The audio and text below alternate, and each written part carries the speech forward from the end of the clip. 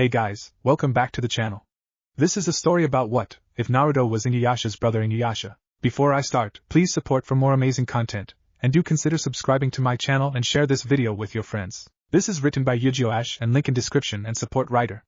Let's start the video. Feudal era's Nine-Tailed Fox's son. Prologue. Naruto's POV. Sasuke and I collided our final Rasengan and Chidori at each other. A black sphere surrounded us and a portal opened. I was pulled into it, but after Sasuke got away. Normal POV. A girl with black long hair wearing white and red robes and a half-dog demon wearing red robes were arguing over the half-demon telling her. The girl was Kagome, and the half-demon was Inuyasha, and the time was the feudal era. Suddenly a portal opened in the air and Naruto fell through the portal into the river. Inuyasha, save him, Kagome said. Why? Inuyasha responded. If you don't, I'll use those words, Kagome said. Okay, I'm going, Inuyasha complained. Inuyasha brought Naruto ashore. He's breathing, Kagome said. I'm surprised he survived the fall. It might have to do with the fact he's full demon, Inuyasha said. Full demon, how can you tell?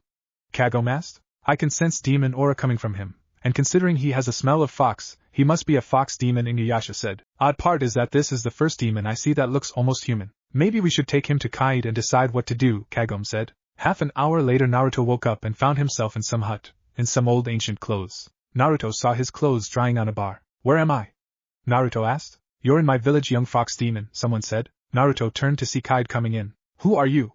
Naruto asked. My name is Kaide, and I'm curious about you, Kaide said. Like, who are you, what purpose are you here, and why you fell from a portal? My name is Naruto Uzumaki. I don't know why I'm here or how that portal was created, Naruto said. What do you mean?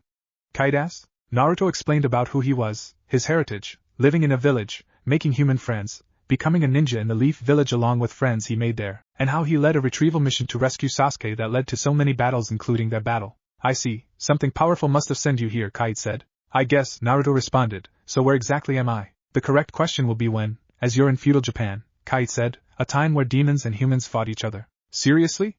Naruto responded. Yes, and from your story and from what I can tell, you don't mean any harm, Kaide said and got up. Your clothes should be dried by now, I'll let you dress. Then I'll introduce you to those who saved you. Thanks, Naruto said. Also, word has already gone around about you being a fox demon, so expect some coldness and hatred from the villagers, Kaide explained. We had problems with demons in the past, so it'll take time for them to accept you, but first I need to check on something. I'm used to it, Naruto said. Kaide left, and Naruto got dressed in his clothes, vest and headband. Naruto came out fully dressed. Naruto shouted, stretching out. So you are awake, a new voice said. Naruto turned to Kagome standing there. Hello, Naruto responded. My name is Naruto Uzumaki. Nice to meet you, my name is Kagome, Kagome said. I was one of the two that saved you. Oh, thanks, Naruto said. So are you really a fox demon? Kagome asked. Yep, well, a nine-tailed fox demon, Naruto said. Where are you going? Well, I was hopping to use a well that got me here to go home, Kagome said. Home? Naruto asked. Yeah, well, you see, I'm not from this era. I'm actually from 1500 years from now, Kagome said. Seriously? Naruto responded. Yeah, but I wanted to see if you were okay before I go, Kagome said. Thanks, Naruto responded. Who's the second person who saved me? A half-dog demon named Inuyasha, Kagome said, and a rude, annoying one while at it. Inuyasha, huh? I guess I should thank him too, Naruto said. Don't even bother. Only reason he saved you was that I forced him to, Kagome said. Oh, Naruto responded. Well, I'd better get going. Nice to meet you, Naruto, Kagome said before leaving. Bye, good luck going home, Naruto responded. Naruto decided to walk around getting to know the area. He stopped seeing series of webs of hair around the area. Naruto headed back to the village and saw that village women were being holed up to buy more hair. Something isn't right, Naruto said. The women pull out weapons and came at Naruto. Naruto made some hand signs and teleported from some attacks. One hit Naruto and he turned into a log, revealing to be a substitute. Naruto was heading off finding Kaide. Maybe that old woman can explain some things to me, Naruto thought. Just then Inuyasha tackled Naruto into the ground. I knew it, you're the cause of it, Inuyasha said. Where's Kaide? I didn't cause this, I'm looking for her, Naruto shouted. What?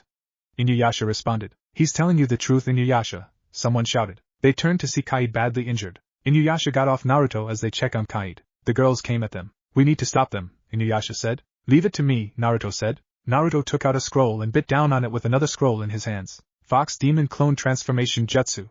Naruto shouted. Naruto summoned demon clones and transformed into his true form. They tackled all the women and cut the hair without doing any damage. Naruto transformed back to normal as his clones disappeared. Cleaver, I take it that was your true form, Kaide said. Yeah, but I'm still growing stronger, Naruto said. Now we need to find Kagome, Kaide said. She said she was going home, Inuyasha explained. A demon called Yura controlling the hair saw this. So the blonde hair one can see the hair as well, Yura said. Hair surrounded Naruto and Inuyasha and tied them. What the, Naruto said. Naruto and Inuyasha find a way out of there, Kite said quickly. Hold on, I have something in my pouch, Naruto said, using one of his hands to somehow reach in his pouch and pull out a kunai. Naruto summoned one of his tails and used it to grab the kunai and cut through the ropes. Inuyasha tried to pull Yura out, but she tossed him back into the tree. Naruto took out a shuriken and threw it. Shuriken cut through the hair easily. That fox demon cut through all my hairs, Yura said. The village men got up and set to attack. You have any other attacks that can stop them, Naruto?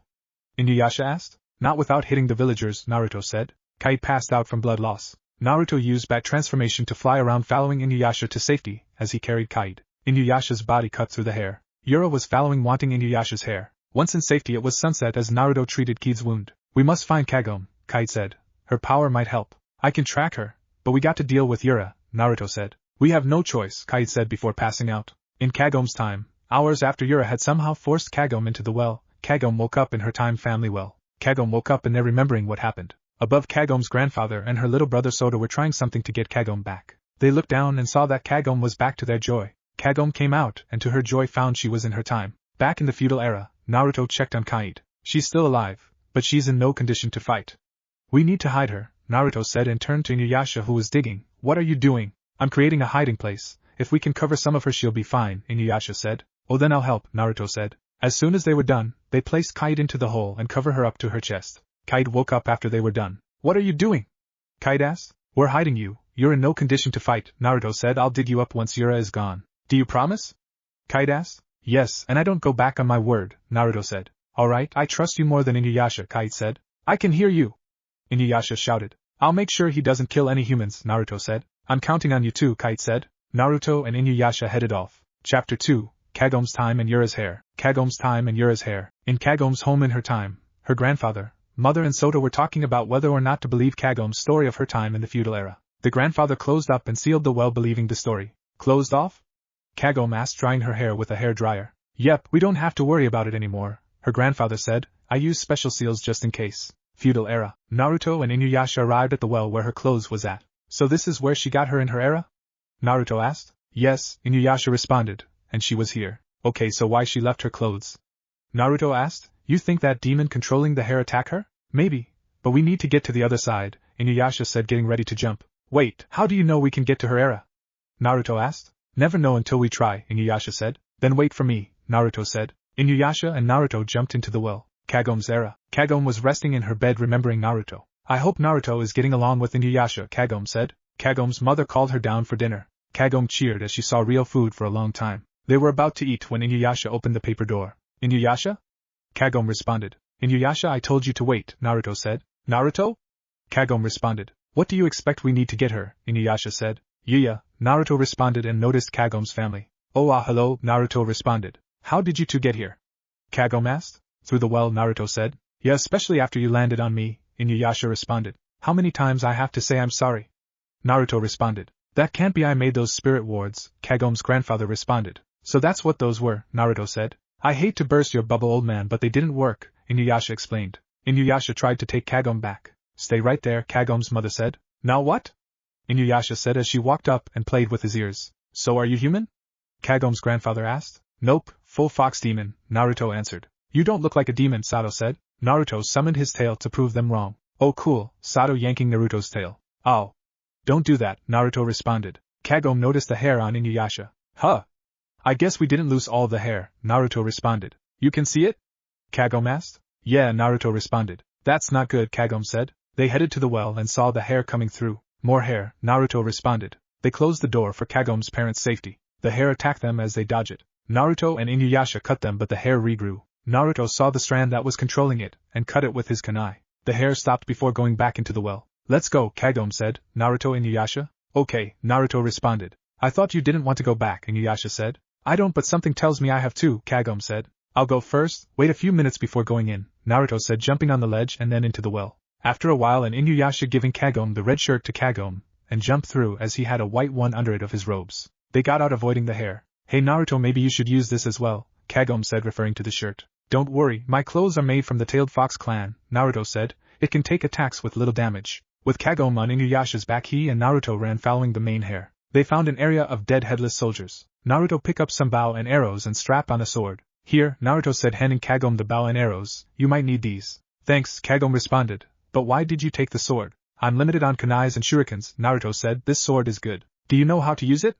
Inuyasha asked. No clue, Naruto responded. Kagome and Inuyasha sweat drop hearing it. They headed off to find Yura. The hare came at them to attack. Naruto dodged the hare, and with Kagome's direction Inuyasha dodged them as well. One grabbed Inuyasha as a hair ball is saw. Yura jumped and landed on her hair. Well look, what a cute doggy, Yura said. You must be Inuyasha. And you must be Yura of the hair, Inuyasha responded. How do you know me? Everyone hears about the half-demon Inuyasha, Yura explained, and half-wits considering what you did to the jewel. Yura pulled out a shard from Kagome's small bag. Once I have you three wrapped up I'll go find the other pieces, Yura said. Inuyasha broke free and attack. Yura dodged him and used the whip of hair to catch Inuyasha again. Such pretty hair, what a shame that you don't take care of it, Yura said. Get off of me, Inuyasha said struggling. Yura fell on purpose as he used her hair to jump up to Inuyasha. Yura pulled out a sword to attack. Naruto teleported in front of Inuyasha drawing out his sword. They collided. Naruto and Yura jumped back ready to go. Your hair is pretty too, although it's awkward seeing it all spiky like that, Yura said. Says you, Naruto said. Yura went to attack Naruto. Kagome shot an arrow at Yura. Yura dodged the attack recognizing Kagome. Kagome fired another arrow. It missed but hit the hairball. With light from the arrow the hairball collapsed revealing skulls. I'll get you for that. Yura shouted at Kagome. She summoned hairs that turned into flames. Kagome was hit but was safe. Now for you, Yura shouted attacking Naruto. Naruto blocked it with his sword. Yura was about to break through. Naruto summoned his chakra to the sword. I hope this works, Naruto thought. The blade turned red with chakra as he cut through Yura's hand. What the? Naruto responded. The hand moved to attack Inuyasha. No, Naruto responded. Inuyasha dodged it but was cut a little. Inuyasha used it to cover his fingernail claws with blood. Blades of blood. Inuyasha shouted sending red slashes. Yura summoned her hair and skulls that blocked the attack. Now to take care of you, Yura said reattaching her hand. Naruto jumped in front of Yura with the blade of his sword still red and cut through her. Yura kicked Naruto away. You're full demon and that's what you can do, pathetic, Yura said. Their attention suddenly turned as Kagome was climbing the hair. Naruto saw Yura's sword and decided to use it. You're hiding something, Naruto said attacking Yura. Naruto cut through Yura. However the hair tied her back together. Naruto Inuyasha the red skull, Kagome shouted. Yura pulled Kagome into a tangle. Kagome knew she was protected from Inuyasha's clothes. Blades of blood. Inuyasha shouted sending blades of blood at Yura. Yura was hit by it, and her hair cut. Inuyasha saved Kagome. Naruto saw the red skull and sheathed his sword. I don't need my sword for this, Naruto said going for the skull forming the Rasengan. No! Yura shouted. Rasengan! Naruto shouted slamming the Rasengan into the skull destroying it and the comb attached. Yura disappeared in lights as the spell was broken. So Yura was that comb, Inuyasha said. Good think I saved the Rasengan, Naruto said. Kagome picked up the sacred jewel shard and explained it to Naruto. Naruto did kite out after things were done. The next day Naruto decided to go with Kagome and Inuyasha. You're joining with us? Kagome asked. Yeah, until I can get home. The least I can do is help you gather the shards, Naruto said. Why? Do you want to use it? Inuyasha asked. No, but my power can help, Naruto said. It'll be our honor to have you join us, Kagome said. Chapter 3, Inuyasha's brother. Inuyasha's brother. Somewhere far a full dog demon with white kimono carrying a sword, pointed ears and silver hair was looking at a grave site of his father. The demon's name was Sesshomaru, and he was Inuyasha's older brother. Along with an imp demon Jaken was looking for a sword of Sesshomaru's and Inuyasha's demon father. After another failed to find it they kept looking destroying some samurais that got in their way. Days after joining the quest, Naruto started enjoying the life of the feudal era. The villagers would whisper about him, but considering that Naruto helped save them from Yura, and kept Kaide safe, they didn't attack. Kagome was gone back to her time getting a bike to help with the travel. Naruto was used to traveling with his foot being a ninja. Naruto kept Yura's sword as it was in better shape than the one he got from the soldiers. Naruto overheard Kagome and Inuyasha arguing about Inuyasha needing first aid treatment, as Inuyasha claimed he didn't need it. Inuyasha was already fully healed thanks to his demon blood. Just then a human-like flea demon bit Naruto's nose. Naruto slapped it and looked at it. Sorry, but I couldn't resist new blood, it said. I was looking for my master, Inuyasha. Inuyasha, I think this is for you, Naruto said. Inuyasha looked and was surprised to see it. Myoga the flea, Inuyasha responded. What brings you here? Myoga explained that someone been looking for Inuyasha's father's tomb. Kaide explained about Inuyasha's father. Inuyasha headed out when his mother was mentioned. Hey Naruto, I bet there is a tomb for your father, Kagome said. I doubt it. Tailed beasts aren't something humans make tombs for, Naruto said. Kagome left to find Inuyasha, leaving Naruto to think. Naruto remembered meeting his father's spirit meeting him to warn about the Shikaku. What's wrong, Naruto? Kaide said. Nothing, I just kind of understand where Inuyasha is coming from about talking about his mother, Naruto said. I never liked talking about my father. Yes, well it's hard, Kaide. Naruto headed out to find Inuyasha and Kagome. A strong gust of wind drew Naruto's attention. He looked at the moon and saw a carriage carrying a woman. Naruto rushed to Inuyasha and Kagome finding them in a daze. Inuyasha. the woman said before the chain tightened around her. Mother! Inuyasha responded. Kagome, what's going on? Naruto asked, running up to them. Naruto, I don't know, but Inuyasha claimed that woman in the carriage is his mother, Kagome said. But didn't Inuyasha said she died? Naruto asked. That's what I thought, Kagome responded. A demon hand came down, grabbed, and crushed the carriage. A huge demon appeared holding Inuyasha's mother. Jaken and Sesshomaru was on the demon. Sesshomaru! Inuyasha shouted. Yes, it's me, little brother, Sesshomaru said. Little brother? Naruto responded. A demon in human form, Sesshomaru said. Pathetic, really, these human creatures are nothing. You're not here to insult us, Inuyasha responded. Where is father's tomb? Sesshomaru asked. How should I know?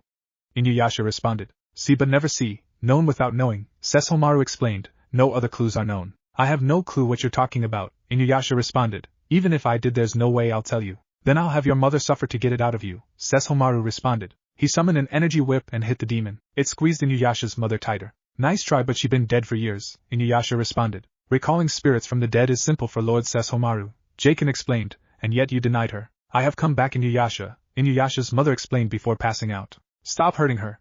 Inuyasha shouted. Fox Demon Transformation / Summoning Jutsu. Naruto shouted. Naruto transformed into his strongest form, ready to go. Naruto attacked the demon and broke the claw, freeing Inuyasha's mother. Kagome, get her out of here! Naruto ordered. I think not, Sesshomaru said, sending another whip on the demon. The demon went for Kagome and Inuyasha's mother. Inuyasha took the attack. Inuyasha's mother summoned a light that surrounded Inuyasha, Kagome, Naruto, and herself. When the light was over, the four were gone. In an unknown place, Naruto woke up to find himself in human form. I'm back in human form, Naruto said, but how? Naruto remembered the light before passing out. Did Inuyasha's mother cancel out my jutsu somehow? Naruto responded. Something isn't right. Naruto searched around and found Kagome. Kagome, Naruto responded, and saw Inuyasha with his mother. He saw a reflection and the woman didn't have a face. Kagome woke up and saw Naruto and Inuyasha, but she couldn't move. I wonder if Naruto can move because of his powers, Kagome thought. What is Sesshomaru up to? Naruto thought. Chapter 4, Tetseiga. Tetseiga. Naruto tried to focus his chakra to find he couldn't. This realm, it's stopping me from using my chakra.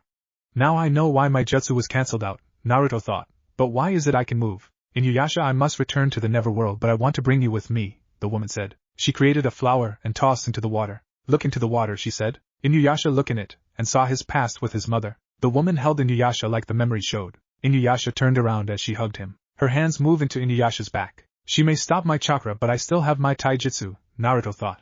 Naruto was about to move, but he couldn't. Naruto noticed then that chain surround him. He looked to see it was the same for Kagome. Of course, I should have known, Naruto thought. Illusion. Myoga bit on Kagome and Naruto breaking them from the spell. We're free, Kagome said. Kagome, Naruto said, are you okay? Yeah, Kagome responded. Naruto focused his chakra and felt it. Okay, now I can use jutsus, Naruto responded. Jaken arrived and stopped the faceless demon from taking Inuyasha's soul. So she's working with Sesshomaru, Naruto said. What should we do?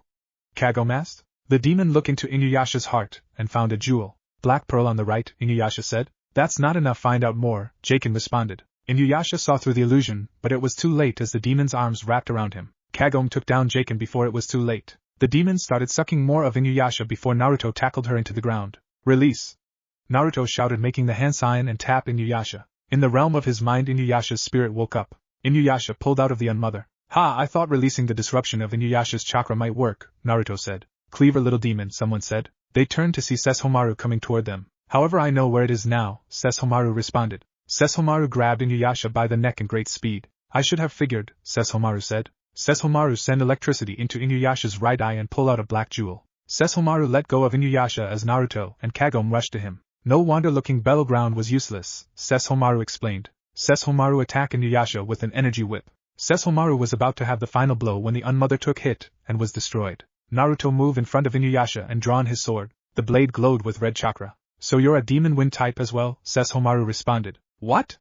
Naruto responded. I heard a few demons with elemental powers, and from the beginning I could tell you were fire and earth type, Sesshomaru said. However, I didn't expect wind as well, but by the looks of it you don't have the proper weapon for it. Jaken rushed to Sesshomaru and handed the staff to him. Sesshomaru used the staff to hit the jewel. The old man laughed as a portal opened. Sesshomaru went in with Naruto, Inuyasha and Kagome following. They reach a realm of bones and armor. Myoga, is this?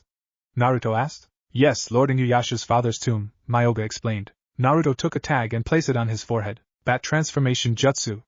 Naruto shouted. Naruto transformed into a bat as a skeleton bird saved Inuyasha and Kagome. They headed into the bones. Sesshomaru faced what seemed like an rusty old sword. Here it is, what I seek for so long, the Tetseiga, Sesshomaru said and grabbed it. It was said to be forged from the fawn of your father, Jaken explained. Sesshomaru tried to budge it but electricity shocked him. Sesshomaru! Inuyasha shouted. Sesshomaru looked to see Inuyasha, Kagome, and Naruto on the rib as Inuyasha jumped at him. We're not done with you yet, Inuyasha said. Sesshomaru dodged Inuyasha's attack. Be more respectful to our father's tomb, Sesshomaru said. Look who's talking, Inuyasha said. This sword, it looks rusted, but I sense great power from it, Naruto said. Inuyasha turned to see that Naruto was observing the Tetseiga. Yes, that's the Tetseiga. At first sight it's a rusty sword but in the hands of its true owner it takes a different shape, Myoga said. Inuyasha. Sesshomaru understood what that meant. The Tetseiga was created to protect Inuyasha's mother, a human, Myoga said. Hey Inuyasha, try moving it, Naruto said. It might help against Sesshomaru. Alright, Inuyasha responded. He touches the sword and pulled but no luck. Whatever, I'll just attack, Inuyasha shouted and started attacking Sesshomaru, who dodged them. Naruto tried to touch it but was shocked. Naruto, no matter how long you've been living with humans, it doesn't mean the Tetseiga will accept you trying to move it, Myoga said. What do you mean? Naruto asked. The spell is preventing a full demon from removing it right now, Myoga said. It accepted Inuyasha because of his human half, but it won't let him move it. I wonder what will happen if a full-blooded human tries to move it, Naruto thought, like Kagome. Naruto jumped to Kagome as Sesshomaru started using poison claws. You really think that will work? Kagome asked. It's a long shot, but it might, Naruto explained. Jaken was about to attack at that moment. Naruto tackled Jaken into the ground. Kagome now! Naruto shouted. Kagome grabbed the sword but stopped as Inuyasha was in trouble. Inuyasha! Kagome shouted, pulling out the Tetseiga by accident. Just as I thought, Naruto said. Everyone's attention turned to Kagome. That's impossible, Jaken said from under Naruto. Sesshomaru moved to Kagome super fast. What are you and how did you draw the sword? Sesshomaru asked. Naruto came down with his sword glowing. Sesshomaru dodged it with ease. You must be a clever fox demon to know she could do that, Sesshomaru said. No, just observant, Naruto said, going for a strike. Sesshomaru grabbed the blade with his hand. I should destroy this annoyance of a sword you're using, but what's the point? Sesshomaru said, using to throw Naruto into the wall. Naruto! Kagome shouted as Naruto hit the ground unconscious. Sesshomaru threw the sword next to Naruto. A weak demon with a useless sword, Sesshomaru said, especially compared to the Tetseiga. Kagome, give him the sword, take Naruto, and get out of here, Inuyasha ordered. No way, he has no right to this sword, Kagome said. Inuyasha, it's odd that you have a thing for a human and a human-carrying demon, Sesshomaru said. Naruto regained conscious and slowly got up. He grabbed his sword and sheathed it. Sadly, I don't have the same weakness as you, Sesshomaru said. He sent poison gas at Kagome that melted the ribs behind her as she tried to resist. Rasengan! Naruto shouted with the Rasengan in his hand. Sesshomaru dodged it as Inuyasha went from behind. Iron Reaper Soul Stealer! Inuyasha shouted. Sesshomaru dodged the attack and used his tail that acted as his scarf to grab Inuyasha and throw him off. Sesshomaru summoned an energy whip at Inuyasha. Rasengan! Naruto shouted with another Rasengan. Sesshomaru sent the whip at Naruto. It hit as Naruto disappeared in a puff of smoke. Naruto summoned his tail and hit the ground, causing it to shake. Is that really what you can do? Sesshomaru said. Two clones came behind Sesshomaru. Sesshomaru destroyed the clones at the same time. The clones turned into flames, revealing to be fire clones. Inuyasha went from behind and struck Sesshomaru. Sesshomaru skid back as piece of his armor broke. Their timings has improved, Sesshomaru thought. Kagome broke out of the melted area. Did I miss something? Kagome asked. Kagome, are you alright? Naruto asked. Yeah, no thanks to him, Kagome said. She headed to Inuyasha. Here, I think this sword is stronger than you think, Kagome said, giving Inuyasha the Tetseiga. Aura started surrounding Sesshomaru as he transformed into a large dog demon. Fox Demon Transformation Jutsu! Naruto shouted. Naruto transformed into his true form. Inuyasha, I'll keep Kagome safe. You need to figure out how to take your brother down, Naruto said. Right, Inuyasha said Kagome. Okay, Kagome responded. She got on Naruto as they jumped high in on the ribs. Sesshomaru continued attacking as Inuyasha dodged each one. Soon Sesshomaru's saliva dripped to the skulls, melting it, forming acid. Great, more poison, Naruto responded. Naruto took Kagome higher into the mouth of the skeleton. Inuyasha tried to jump up but was feeling the effects of the poison. Sesshomaru attacked and bit down on Inuyasha. Let's see if this will work, Inuyasha said and stabbed Sesshomaru in the eye. Sesshomaru went crazy before jumping out of the skeleton. Inuyasha got away from Sesshomaru. Naruto summoned a chakra bomb. Ready or not, here comes the chakra bomb, Naruto thought, swallowing it and firing it. Sesshomaru took direct hit as Naruto transformed back into human form and collapsed. Naruto, are you okay? Kagome asked. Yeah, I'm just not 100% strong enough to handle the chakra bomb, Naruto explained. Sesshomaru roared out of the smoke, only slightly bruised. What?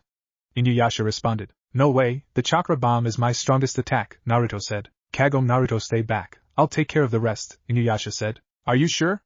Naruto asked. Of course I'm sure, Inuyasha said. I'm protecting you after all. Tetseiga pulsed, catching Inuyasha's attention as well as Naruto's. Inuyasha, think of protecting us. That's how you can reveal Tetsuga's true form, Naruto said. What do you think I'm doing? Inuyasha asks and jumped at Sesshomaru. Sesshomaru jumped at them full speed. Tetsuga transformed into a fawn-like sword as Inuyasha cut through Sesshomaru's arm before cutting it clean off. Inuyasha fully understood part of the power of the Tetsuga. Sesshomaru went to attack at that moment. Inuyasha jumped and sent more slashes at Sesshomaru. Finally Sesshomaru transformed back to his first form, leaving the tomb. With little help from Myoga they made it back to their world and the black jewel returned to Inuyasha's eye. I've been thinking, maybe I need a better sword, Naruto said, taking out his. Well, Master Naruto, if you want I can arrange for your very own sword to be made for you specific, Myoga said. It'll take time and maybe a fawn of yours. You mean like this, Naruto said, taking out AK-9. Why do you have AK-9 in your pocket? Kagome asked. It came out when I was 9, I kept it as a treasure, Naruto said. Good, I'll have this then to be helped turned into your sword, Myoga said before jumping on the bird and fly off. Chapter 5, Royal Problems. Royal Problems. Kagome swim in peace as Myoga came back. When is my sword going to be here? Naruto asked. It'll be a few more days to know its power, Myoga said. Okay, Naruto responded. Just then something fast zoomed around. Naruto moved toward it. It took Kagome's clothes and run off. Naruto jumped onto the water and headed toward the monkey. Did Naruto just walk on water?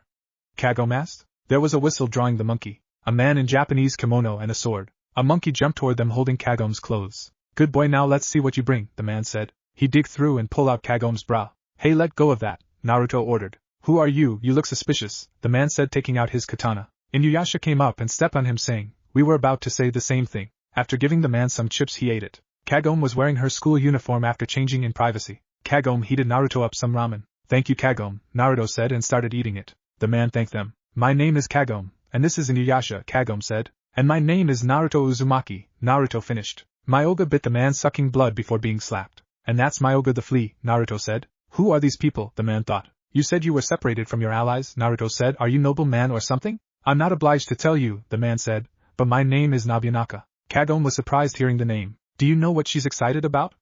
Naruto asked Inuyasha. How am I supposed to know?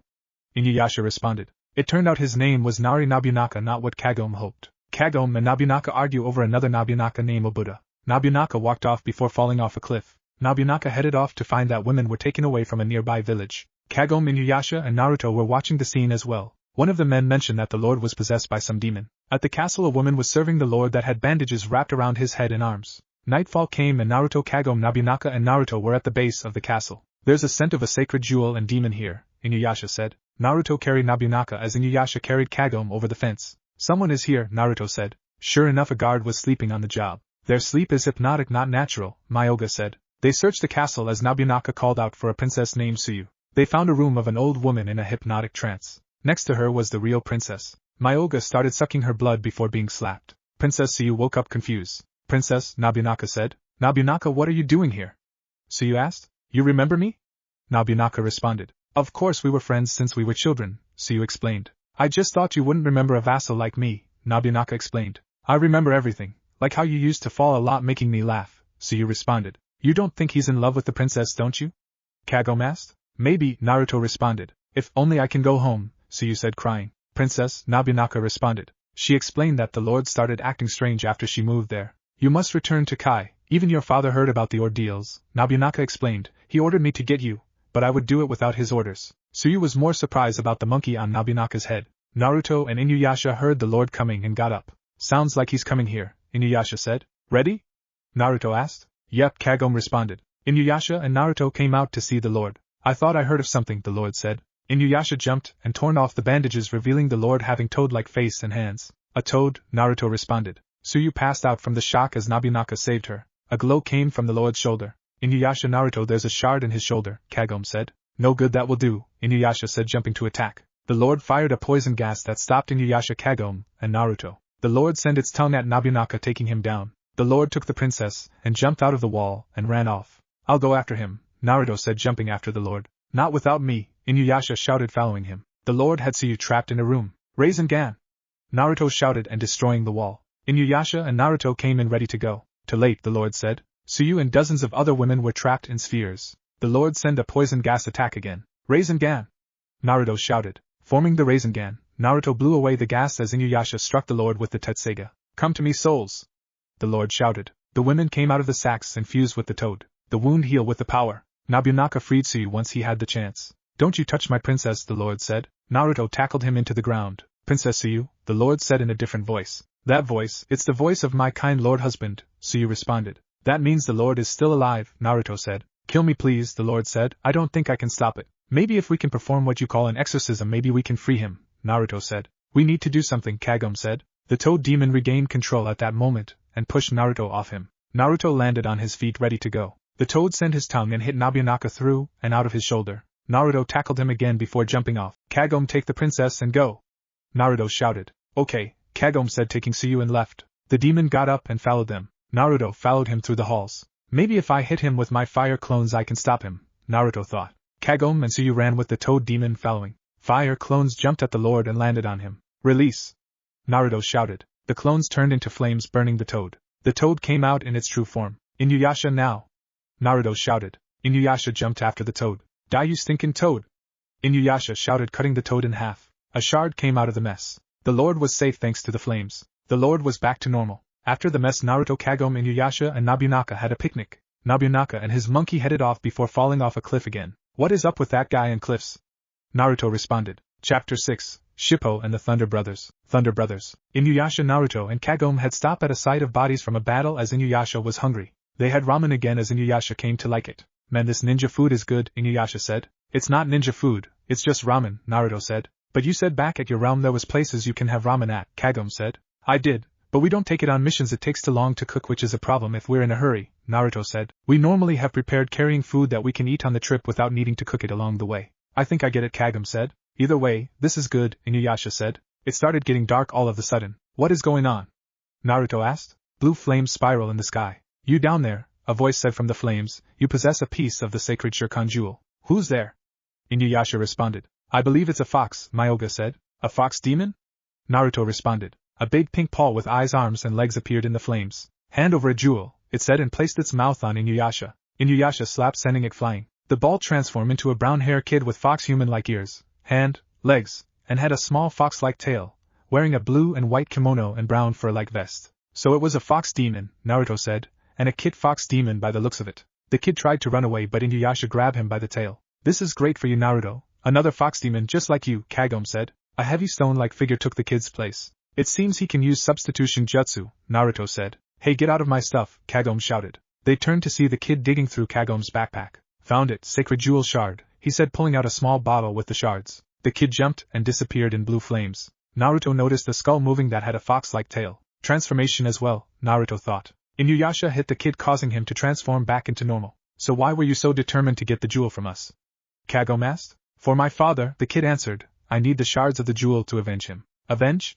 Kagome said. You mean your father was killed? He must be an orphan like me, Naruto said. Inuyasha pulled out the bottle and he and Kagome started arguing over it. Sorry about that. Anyways, my name is Naruto Uzumaki. And believe it or not, I'm an fox demon, Naruto said, and summoned one of his tails. So tell me what happened to your father? The kid known as Shippo told them the story as they headed off again. They call themselves the Thunder Brothers because of their thunder and lightning attacks. Shippo explained. Each had a Shirkan jewel embedded in their foreheads. Shippo was ridding with Kagome as Inuyasha and Naruto jumped trees. He must be referring to Hiton and Moten, Myoga said. Shippo, we'll help you take down the Thunder Brothers, Naruto shouted. You're no match for them, especially with a half-demon in your group, Shippo said. Believe it or not, Shippo, I have a lot of tricks of my own, Naruto said. Well then take this, as Hippo said, throwing the same stone figure but with a seal on it. Naruto summoned his tail, kneeled down so it can wrap on the tree like a hook as Naruto fell backwards dodging it. However, it hit Inuyasha, causing him to be immobilized. Naruto hung upside down as he implanted his feet charged with chakra on the tree before his tail disappeared. However, Shippo had already gotten away from them with the bottle that he got from Kagome. Shippo ran into one of the Thunder Brothers who was big and almost bald except for some hair, and wore an armor, known as Moten. Shippo tried to attack but Moten punched him back. The bottle fell out of Shippo's kimono. Shippo grabbed it but Moten stepped on his tail. Now hand it over or else, Moten said, and started forming a lightning attack in his mouth. An arrow hit Moten through the nose area. I hit him, Kagome said. Naruto was next to Kagome, ready. Stay where you are, Naruto said, taking out his sword. Shippo, come here with the shards. Shippo took the shards and ran toward Naruto. Moten went to attack but Kagome fired another arrow at the shards on his forehead. It grazed Moten, but he stopped as 2 of his remaining 3 hair fell out. Moten started forming the lightning attack. Run! Naruto shouted. Kagome, Naruto, and Shippo ran before Moten fired his attack. They barely dodged it but Kagome was knocked out unconscious. Kagome, wake up! Naruto said, shaking Kagome. Moten came and Naruto teleported out of the way. Moten decided to take Kagome for a meal. Shippo, go get Inuyasha, Naruto ordered. What are you going to do? Shippo asked. I'm going to follow him, Naruto said. Don't worry, I'll save Kagome, but you need to get Inuyasha. Alright, Shippo said, moving. Moten started flying on a thundercloud. Naruto took out a tag and placed it on his forehead. Bat transformation jutsu. Naruto thought, making the hand sign. Naruto transformed into his bat form and flew off, following Moten at a safe distance. Shippo freed Inuyasha as the statue was on his chest on the ground. So Naruto told you to get me while he went to rescue Kagome, Inuyasha said. Yes, but we must hurry, Shippo said. They both are in danger. Well, Kagome is, but not Naruto.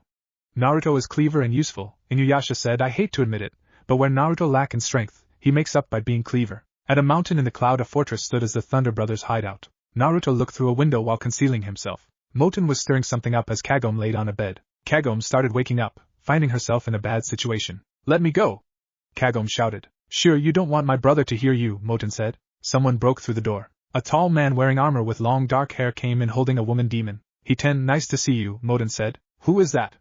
Hiten asked, looking at Kagome. She is mine. I found her first, Moten said. Don't worry, I have no use for her, Hiten said. Not when I have this vixen. The woman smiled, hearing it. That must be the other Thunder Demon brother, Naruto thought. How was your hunt for the other Shirkan jewel shards?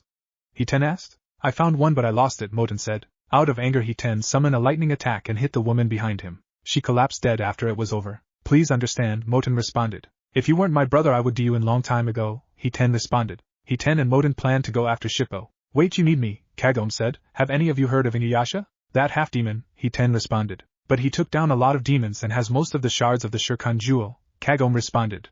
And there's another full-blood demon who is just as strong that works for him. She better not be talking about me, Naruto thought. Kagome went on saying how Inuyasha was in love with her, and will rescue her. Hiten decided to bring Kagome with her. I better find Inuyasha, Naruto thought and went off. Inuyasha carrying Kagome's bike with Shippo and it jumps cliffs. Inuyasha!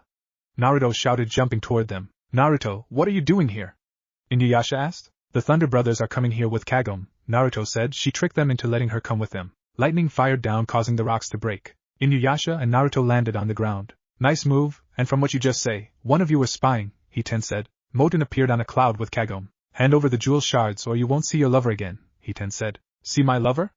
Inuyasha responded. Just go with it, Naruto said. Hiten went to attack but Inuyasha used the Tetseiga to block it, and managed to throw Hiten back. I'll end your suffering quickly, Hiten said. Hiten attacked as Inuyasha dodged it. Naruto used the bat transformation to get high where Moten and Kagome was at. Moten was about to fire his attack when Naruto transformed back to normal and tackled Moten off the cloud. Naruto landed on the ground ready to fight. I'm your opponent, Naruto said. The cloud disappeared as Kagome fell. Kagome landed on Naruto. Oh, that was close, Kagome said. That's great. Now can you get off me, Naruto said. Kagome looked down to see she was on Naruto. Sorry, Naruto, Kagome apologized, getting off. Naruto got up as Moten recovered. You'll pay, Moten said. Just then 3 fox demon clones appeared and tackled Moten. The last hair fell off Moten's head with the attack. The last of my hair now die.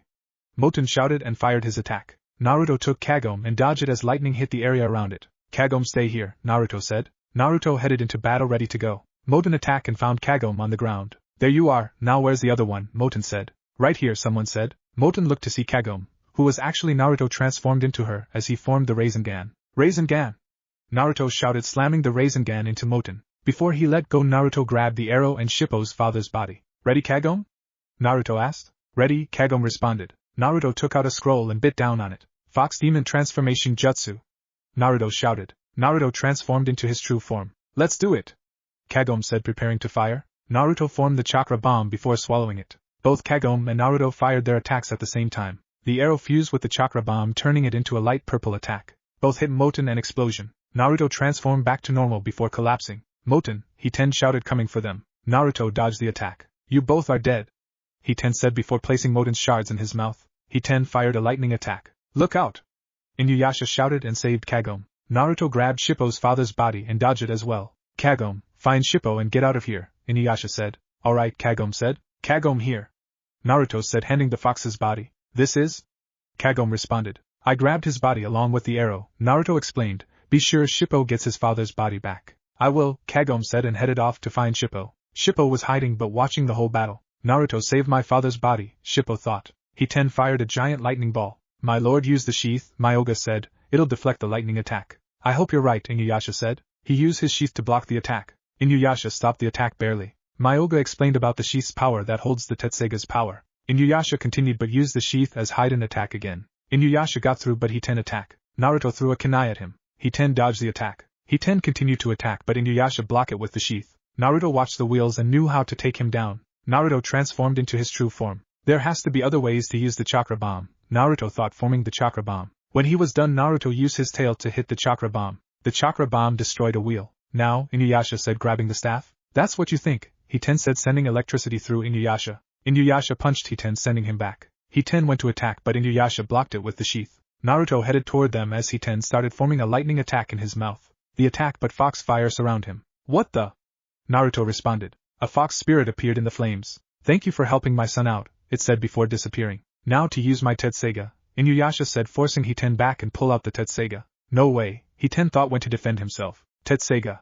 Inuyasha shouted, slamming the Tetseiga down, cutting through the pole and Hiten. Kagome gathered the shards when it was over. The next day Shippo was traveling with them. Shippo had grown to see Naruto as a big brother. Chapter 7, No Mask, No Mask. Kagome was heading to the well as she was planning to go back to her time for an important exam. Inuyasha jumped in front of the well. You're not going anywhere until you hand over the shards of the Shirkan jewel, Inuyasha said. I have a final tomorrow, and I need to be there to take it, Kagome said. Inuyasha, just let her go, Naruto said with Shippo on his shoulder. No way, Inuyasha responded. Inuyasha picked up a huge boulder, planning to block the well with it. Sit!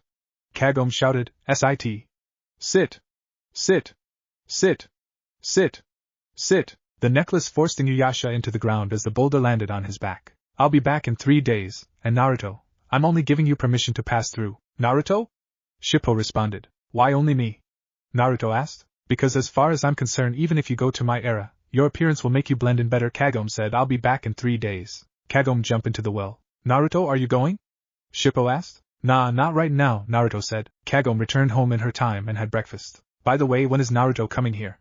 Her mother asked. I don't know, why? Kagome asked. Well, there's a box that came in the mail the other day and had the symbol that looks exactly like the one on his headband, her mother explained. Well, if Naruto doesn't come here before I go back, I'll take it to him, Kagome responded. Kagome headed to school and had a normal day at the most. Meanwhile, Naruto was set to go to Kagome's time. You going now? Shippo asked. Yeah, I need some things from Kagome's era, Naruto explained. Naruto jumped through the well ready to go. Naruto landed in the present time and got out. Right away Naruto smelled smoke. Naruto went to the storehouse and found it on fire. Naruto headed in and saw Kagome's grandfather under some boards. Naruto pushed off the boards and got Kagome's grandfather out of there. Kagome found out about the fire and rushed home. Naruto was outside with Kagome's mother and an officer. You sure are lucky that you didn't inhale too much smoke, the officer said. Yeah, Naruto said. Mom! Kagome shouted, running to them and saw Naruto. Naruto? Naruto explained about what happened. Meanwhile, a fireman was possessed by the No Mask. Soda came just as a fire truck started pushing its way through police cars. The No Mask was driving it with a Shirkan jewel shard embedded in its forehead. The body started decomposing as it drove. That night Naruto opened the box and found a set of clothes, backpack, and gear. Hey, this is great, Naruto said. Naruto, do you think it was a good idea to bring the shards? Kagome asked. Well, if you haven't, Inuyasha would do something, Naruto said. Yeah, but I can't help but shake this feeling that me bringing them started this mess, Kagome said. Kagome, as far as we know the fire was a sheer coincidence, Naruto explained. I guess you're right, Kagome responded. Well, I'll be staying with Soda's room for him, Naruto said. Then tomorrow I'll go back to the feudal era. Thanks, Kagome responded. Sirens gone off outside as the No Mask attacked a blockade. The No Mask took down everyone that got in its way and caused them to disappear. Then the No Mask drove the fire truck right through the shrine toward the house. The lift broke through the window as Kagome and Naruto dodged it. The No Mask came off it and faced them. That must be the thing Grandpa was talking about, Kagome responded. The mask went for the shards. Naruto grabbed the bottle and tossed it to Kagome. Naruto and Kagome rushed out, avoiding the mask. Naruto, Kagome, what's going on? Soda asked. He saw the No Mask but Naruto took him out. The No Mask used the lift to attack them. Soda, go get Inuyasha, we need him, Naruto said. Right, Soda responded, heading to the well. Naruto, the mask has a jewel shard, Kagome said. Which means we need to get out of here, Naruto said. Naruto and Kagome led it away. Meanwhile, Inuyasha came to Soda's joy. Inuyasha followed Naruto's scent. Kagome and Naruto were on a construction site avoiding the No Mask. The No Mask landed in front of Kagome. Naruto moved in front of Kagome in defense. Give me the shards of the Shirkan jewel, the mask ordered. Iron Reaper, Soul Stealer. Inuyasha shouted, breaking through the ooze with his nails. Nice timing, Kagome said. Yeah, Naruto responded. Now we can take this thing down. Not before I get an apology from Kagome, Inuyasha responded. Apology for what? Kagome asked. For all those sit commands that caused the boulder to land on my back, throwing it out, Inuyasha explained. Oh, that, yeah, it's coming back, Kagome said. Okay, I'm sorry. That doesn't sound right. Maybe I should go back, Inuyasha responded. Kagome and Inuyasha started arguing over the apology. "Ah guys, this isn't the time," Naruto responded. The mask came together in one piece. Inuyasha aimed for the mask, "That's where the shard is at," Kagome explained. Inuyasha punched the mask but was pulled in. The mask came at Kagome for the shards. "Kagome, throw the bottle to me," Naruto shouted. "I have an idea. Right here." Kagome shouted, throwing the bottle. Naruto grabbed it, and the no mask came at him. Naruto formed the Rasengan in his hand. "Rasengan!" Naruto shouted, slamming the Rasengan onto the mask. It shattered as the shard fell and hit the floor. The sun rose as Kagome picked up the shard and Inuyasha was freed. "Oh no, it's morning and I haven't studied for my test," Kagome shouted, leaving. "Inuyasha, you better not still be in this era when you get back." "Wait, what about Naruto?" Inuyasha responded. Chapter 8, Power of the New Moon. Power of the New Moon. Days after the test, Kagome headed back to the feudal era. Kagome only had one problem, and it was a date with a male classmate in her class. Naruto was already there, packed up and ready for an adventure. Now they were on a boat down the river. Shippo was seasick and leaning off the boat. Spiderwebs appeared in the area. "Spiderwebs," Naruto said. "I wonder what's going on." "Probably nothing," Inuyasha said. Just then a girl was pushed off the cliff by something. "Oh no," Kagome responded. "I got her," Naruto said, jumping off the boat. Naruto saved her and landed on top of the river. Naruto brought her onto the boat. "Thanks," the girl said. "No problem," Naruto said. She looked at Inuyasha. "Demon!" she shouted and hit Inuyasha off the boat. They docked and treated the girl's wounds. The girl told them about the spider head. "We should do something," Naruto said. "Only if there's a jewel shard involved," Inuyasha responded. "Other than that, I want to cross this mountain before darkfall." "I wonder if it has to do with why his aura from his demon blood is growing weaker," Naruto thought. "I'm leaving. Being obliged to a demon doesn't sweet me," the girl said and headed to a vine. "Thank you for reminding me why I detest demons." "I don't think she realized I'm a demon," Naruto said to Kagome. "That might be a good thing," Kagome responded. The vine broke and the girl hit the ground. Naruto carried the girl as they headed to the temple. It was sunset when they reached it. An old priest came out to greet them. "You have returned. Are you injured, Mizuma?" he asked. "Master," the girl known as Mizuma responded, getting off Naruto. "A spider had attacked me while I was attending the grave sites. I had no other choice but work with these demons." "Not all demons are evil," Naruto said. "I suppose you're right," the master said. "You must spend a night as my thanks." Mizuma reluctantly agreed to prepare a meal as the master told them her parents were killed by spider-head demons. Kagome talked Inuyasha into staying. Nightfall came as everyone finished eating. "Inuyasha, are you okay?" Naruto asked. "It's nothing," Inuyasha responded. "Hey, it's alright to tell us if something is wrong," Naruto said. "It's none of your business," Inuyasha said. Naruto sensed something and came out to see spider-heads. "Guys, stay back," Naruto said. "We're surrounded by spider-heads." Spider-heads jumped down and surround them. Inuyasha took out the Tetseiga, but it didn't transform. Tetseiga didn't transform. "Now I know something is up," Naruto thought. They fought their way through the spider-heads. Spider-heads caught Inuyasha into their web. "Fox fire!" Shappo summoned a blue fire that burned the web. They ran until they took safety. Naruto pulled off the web, revealing Inuyasha with human ears, black hair, and his demon traits gone. "Inuyasha, you're human?" Naruto responded. "Yes, that's what happens to Inuyasha during a new moon," Myoga explained. "Myoga," Kagome responded. "What do you mean?" Naruto asked. "All half-demons, like Inuyasha, lose their demonic power during a certain time of year," Myoga explained. "Like the full moon?" Naruto asked. "Exactly," Myoga said. "It's no big deal," Inuyasha responded. "Inuyasha, if you had told us about this in the first place, we would have planned better for tonight," Naruto said. "It's nothing to do with you. I had no one to trust before," Inuyasha explained. "Inuyasha, friendship is built on trust, and we've been working together long enough to be your friends," Naruto said. "It's time you start trusting us with something this crucial so we can be prepared to help you in situations like this, or else we can't help you." "Naruto is right," Kagome responded. Just then there was rustling as Mizuma came out. "Mizuma," Naruto responded. "Please return and help my master," Mizuma said, and looked at Inuyasha and was confused. "It's okay, I can help," Naruto said. "Oh no, my bag is back there with the jewel shards," Kagome responded. "What?" Inuyasha responded. "I'll go get them and rescue the day," Naruto said. "Wait, what can a human like you do?" Mizuma asked. "I'm not a human, I'm a demon ninja," Naruto said. "Hold on, I'm going with you," Inuyasha responded. Meanwhile the priest found the shards inside Kagome's bag. A shuriken came out of nowhere and broke the bottle. "So you're the one who set this up," Naruto said. The demon swallowed the shards, transformed, then pinned Inuyasha in web. "Fox demon transformation!" Naruto shouted. Naruto transformed into his true form. "Fine, I'll take you down," the demon said. "Surround the room with web of its arms." "Die," it said, and went to attack. "Master!" Mizuma responded as Kagome and Shippo arrived. It fired a web at them. Naruto summoned his chakra into a chakra bomb and used his tail to hit it. The chakra bomb hit the web and destroyed it. Kagome saved Inuyasha from the web.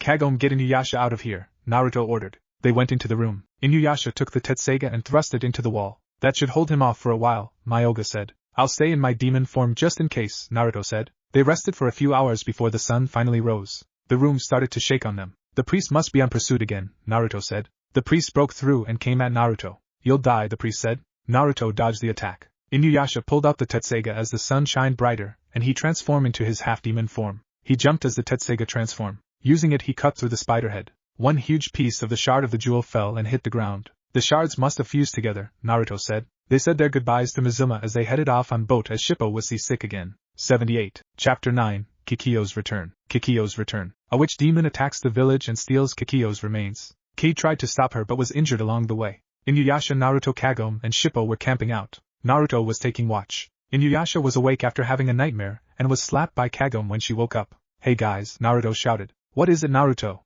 Kagome asked. They looked to see the witch demon floating with the wind with the jar. She has Kid's scent, Naruto thought. The next day they were heading back to the village. Okay, I get Naruto, but why are you going, Inuyasha? Kagome asked. I just want to go back, Inuyasha responded. At the village, Kid's arm was on a sling as she headed out of her hut. Kid! Kagome shouted. Kid turned to see Naruto, Kagome, Inuyasha, and Shippo arriving. What happened? Naruto asked. Kid explained things as they headed to the grave site. So this was Kikyo's grave? Naruto asked. Yes, Kid responded. She was powerful priestess even for a human. If evil had took her remains, it could only mean trouble. Inuyasha, we should do something, Naruto said. No way, Kikyo betrayed me, Inuyasha responded. Betrayed him? Naruto responded. Kid explained to Naruto about how Kikyo shot Inuyasha into a tree. Naruto walked off and found Inuyasha. I guess I can't blame Inuyasha, Naruto thought. Kagome talked Inuyasha to go after the remains. Kid came with them to get the remains. Shippo rode on Naruto's back as they headed off. They rested for the night, and headed off again. Why didn't you scatter the remains into the river in the first place? Inuyasha shouted. Inuyasha, a grave is a place to honor someone you respect, Naruto said. If you scatter them into a river, then you can't show respect to that person. That's right, Naruto lost a friend, Kagome thought, and Inuyasha thinking of Kikyo. Meanwhile, the witch demon Orosuya summoned Kikyo's body but didn't revive her soul as her soul was reborn in Kagome. Naruto, Kagome, Inuyasha, Kid, and Shippo passed brown shells. They had to cross the rickety old bridge. Naruto reached the end and saw clay figures blocking the entrance. How did those get here? Shippo asked. The figures broke and human-like figures came out. Shippo, stay back, Naruto said. Right, Shippo responded. More came from behind them as well. Iron Reaper, Soul Stealer. Inuyasha shouted, breaking through the shells. Naruto pulled out his katana and broke through the ones from behind. Urasu arrived and saw Kagome. She cut through the bridge, causing it to fall. Naruto took out a tag, placed it on his head and made the hand sign. Urasu took Kagome and headed off. Bat transformation jutsu. Naruto shouted. Naruto transformed into his bat form as Shippo used his fox magic to make a leaf bigger to save him and Kid. Inuyasha landed safely before the leaf landed on him. Naruto flew off to chase after Kagome. Urasu placed Kagome into a tub of liquid. Kikyo's body came out fully dressed, awaiting for her soul to return. Naruto hid behind some rocks watching it. So that's Kikyo's body, Naruto thought, and that demon is planning to suck Kagome's soul out of Kagome and into Kikyo. The potion started to glow as it started to affect Kagome. The shards started glowing and the soul formed a barrier around Kagome in anger. Hey, Naruto shouted. Urasu turned to see Naruto standing out of hiding holding his katana. Give Kagome back, Naruto said. Oh, you're that boy from earlier, Urasu responded. Naruto! Inuyasha shouted. Naruto turned to see Kid, Inuyasha, and Shippo arriving. Naruto, where's Kagome? Inuyasha asked. In that barrier, Naruto said, but Inuyasha. Inuyasha saw Kikyo as her soul begged for him not to call her name. Kikyo, Inuyasha said. In a bright light, all the souls in Kagome transferred to Kikyo's body. With the final transfer, Kikyo was fully revived. I'm going to need Kurama's help here, Naruto thought, making hand signs and slammed his hand on the ground shouting, summoning jutsu. There was a puff of smoke but nothing happened. Don't tell me can't summon Kurama because I'm in the past? Naruto thought. As your creator, I order you to follow my commands, Urasu said. Kikyo walked up to Urasu and placed her hands on the witch demon. In a spark, Urasu started catching on fire before collapsing. Incredible, Naruto thought. Inuyasha, why are you still alive? Kikyo asked. I bound you to a tree with a sacred arrow. You did, and I stayed there for 50 years. But as you can see, I'm still alive, Inuyasha responded. Naruto sheathed his katana but didn't let his guard down. From what Ki told me, I don't think I stand a chance against her, Naruto thought. You vow beast, I despise you, Kikyo said, getting up. In a red flash, a wound appeared on her shoulder. Why did you betray me, Inuyasha? Kikyo shouted. What's going on? Where's all that blood coming from? Inuyasha asked. Take a good look, Inuyasha. Isn't that the fatal wound you inflicted on her? Kid asked. What are you saying? That I caused her death? Inuyasha asked. Sound like it, Inuyasha, Naruto said. There must be a mistake. I didn't kill her. I don't even remember wounding her, Inuyasha responded. You are even more vile than I thought, Kikyo said. Do you not remember you telling me about wanting to become full human? Impossible, he wishes to become full demon, Kid said. You wish to be human, I remember what you told me, Kikyo explained. I carried the jewel to you and you attack me saying you don't wish to become human and would use the jewel to attack the villagers. I don't understand. I've been with Inuyasha long enough to think he'll do something like that, Naruto said. Kikyo moved toward Inuyasha and held him and sensed spiritual energy shocking Inuyasha. She let go as Inuyasha landed back. Wait, there has to be another reason for this, Naruto said. Naruto is right, Keith said. Who are you? Kikyo asked. I'm your younger sister Keith said. I look older because it's been 50 years since you demise. Then explain to me why you take Inuyasha's side? Kikyo asked. Kikyo took her bow and arrow and aimed at Inuyasha. Naruto summoned his tail and hit the ground with it. Kikyo fired but Inuyasha was given the chance to dodge it. You'll regret that, Kikyo said turning to Naruto. Naruto jumped out of the way and avoided her. Kikyo took Keith's arrows and was set. You told me you wished to be human and be with me, Kikyo said aiming again. I meant every word, Inuyasha responded. Liar. I was a fool to believe you, Kikyo responded. My spirit won't forget that hatred and I won't return to that girl until you and that demon boy is dead. Kikyo fired an arrow. Inuyasha pulled out the Tetseiga and used it to block the arrow. The arrow transformed the Tetseiga back and penetrate Inuyasha. Suddenly Kikyo's soul started to return to Kagome leaving Kikyo with one left. The arrow faded saving Inuyasha. Kikyo tried to run away but Naruto followed her. I have to do something, Naruto thought. Inuyasha followed them. Kikyo fell off the cliff but Naruto saved her. Did you save me to return the last of my soul? Kikyo asked. No, I saved you so you can understand, Naruto said. I was transported here from another dimension, and Inuyasha and Kagome took me in. If Inuyasha really did cause your injury he wouldn't have come this far. I don't believe you, Kikyo said grabbing Naruto's hand and sent shockwaves of spiritual energy. Naruto was forced to let go causing Kikyo to fall. Naruto! Inuyasha shouted. Sorry Inuyasha, Naruto said. Inuyasha looked down the cliff and understood. Chapter 10. The Cursed Monk Miroku. The Cursed Monk Miroku. Kagome, Shippo, Inuyasha, and Naruto rested after starting off again. Inuyasha was thinking of Kikyo again. Inuyasha wake up, we're going soon, Naruto said. Whatever, Inuyasha responded. Meanwhile a young monk with dark robes named Miroku used his staff to decide which direction to go. The staff landed pointing toward the right. So I should go right, Miroku said. Two men passed by mentioning a beautiful woman at a shop, as they headed toward the left path. Miroku used his foot to move the staff to point to the left. Divine intervention, Miroku said. However, when he got to the shop he wasn't so happy as the woman wasn't what he expected. The men mentioned that the Lord's daughter was passed by and taken to her bed. Miroku decided to use this to his advantage. Miroku arrived at the palace. Are you sure this monk is virtuous and trustworthy? The Lord asked. If one is to believe his claims then yes my lord, the servant said. They let Miroku into the building. Monk, you must stop this spirit possessing my daughter or you receive nothing, the Lord said. Miroku was impressed by the valuable items the Lord had. The Lord led Miroku to see the princess. Miroku sensed something from the statue. Tell me about that statue, Miroku said. I received it from an impoverished nobleman. They say it's a blessed idol, Lord said. Miroku ordered the Lord to take everyone outside and not come in until he gives the all clear. Once the Lord had left, Miroku turned to the statue. Come on out, give up, and I'll show you mercy, Miroku explained. The statue shook and changed shape. I should have known you wouldn't give up so easily, Miroku explained. A weasel demon came out and attacked but Miroku dodged it noticing a glow. That glow, it must be from the shard of a Shurikon jewel, Miroku said. It attacked again, but Miroku dodged it again and took the demon down. By sunset the Lord found that his daughter was fine but his valuables were taken. Miroku was on a cart pulled by horses. Miroku sold them off for money but kept the shard. He found a hot spring and bath in it. Kagome was bathing in one on the other side of some rocks as Inuyasha, Naruto, and Shippo stood guard without watching. Oh yeah, now this is a hot spring, Kagome said. Miroku looked to see Kagome in the opposite hot spring. You better not think of looking, Kagome said. Don't worry about it, Naruto said. Miroku noticed the shard around Kagome's neck and was surprised by the size. Shippo, you don't go bathing with girls, Naruto said. But why, my mom and dad always bath together? Shippo asked. That's something you're too young to understand, Naruto said. Wait a few years. Kagome screamed and Inuyasha rushed to her side just to be hit by a rock by Kagome, as she only screamed because of monkeys. Miroku wasn't so happy to find that Kagome was with someone else. He found a raccoon dog demon that he knew and asked him for help. The next day they headed out. So I bunk you on the head, you saw me naked, Kagome said. I saw nothing, Inuyasha responded. Miroku and the raccoon dog demon Hachi was watching them. So it's the one in red and the golden blonde hair one you want me to get? Hachi asked. Yes, Miroku responded, and I'll make off with the girl. But why don't you just use your right hand?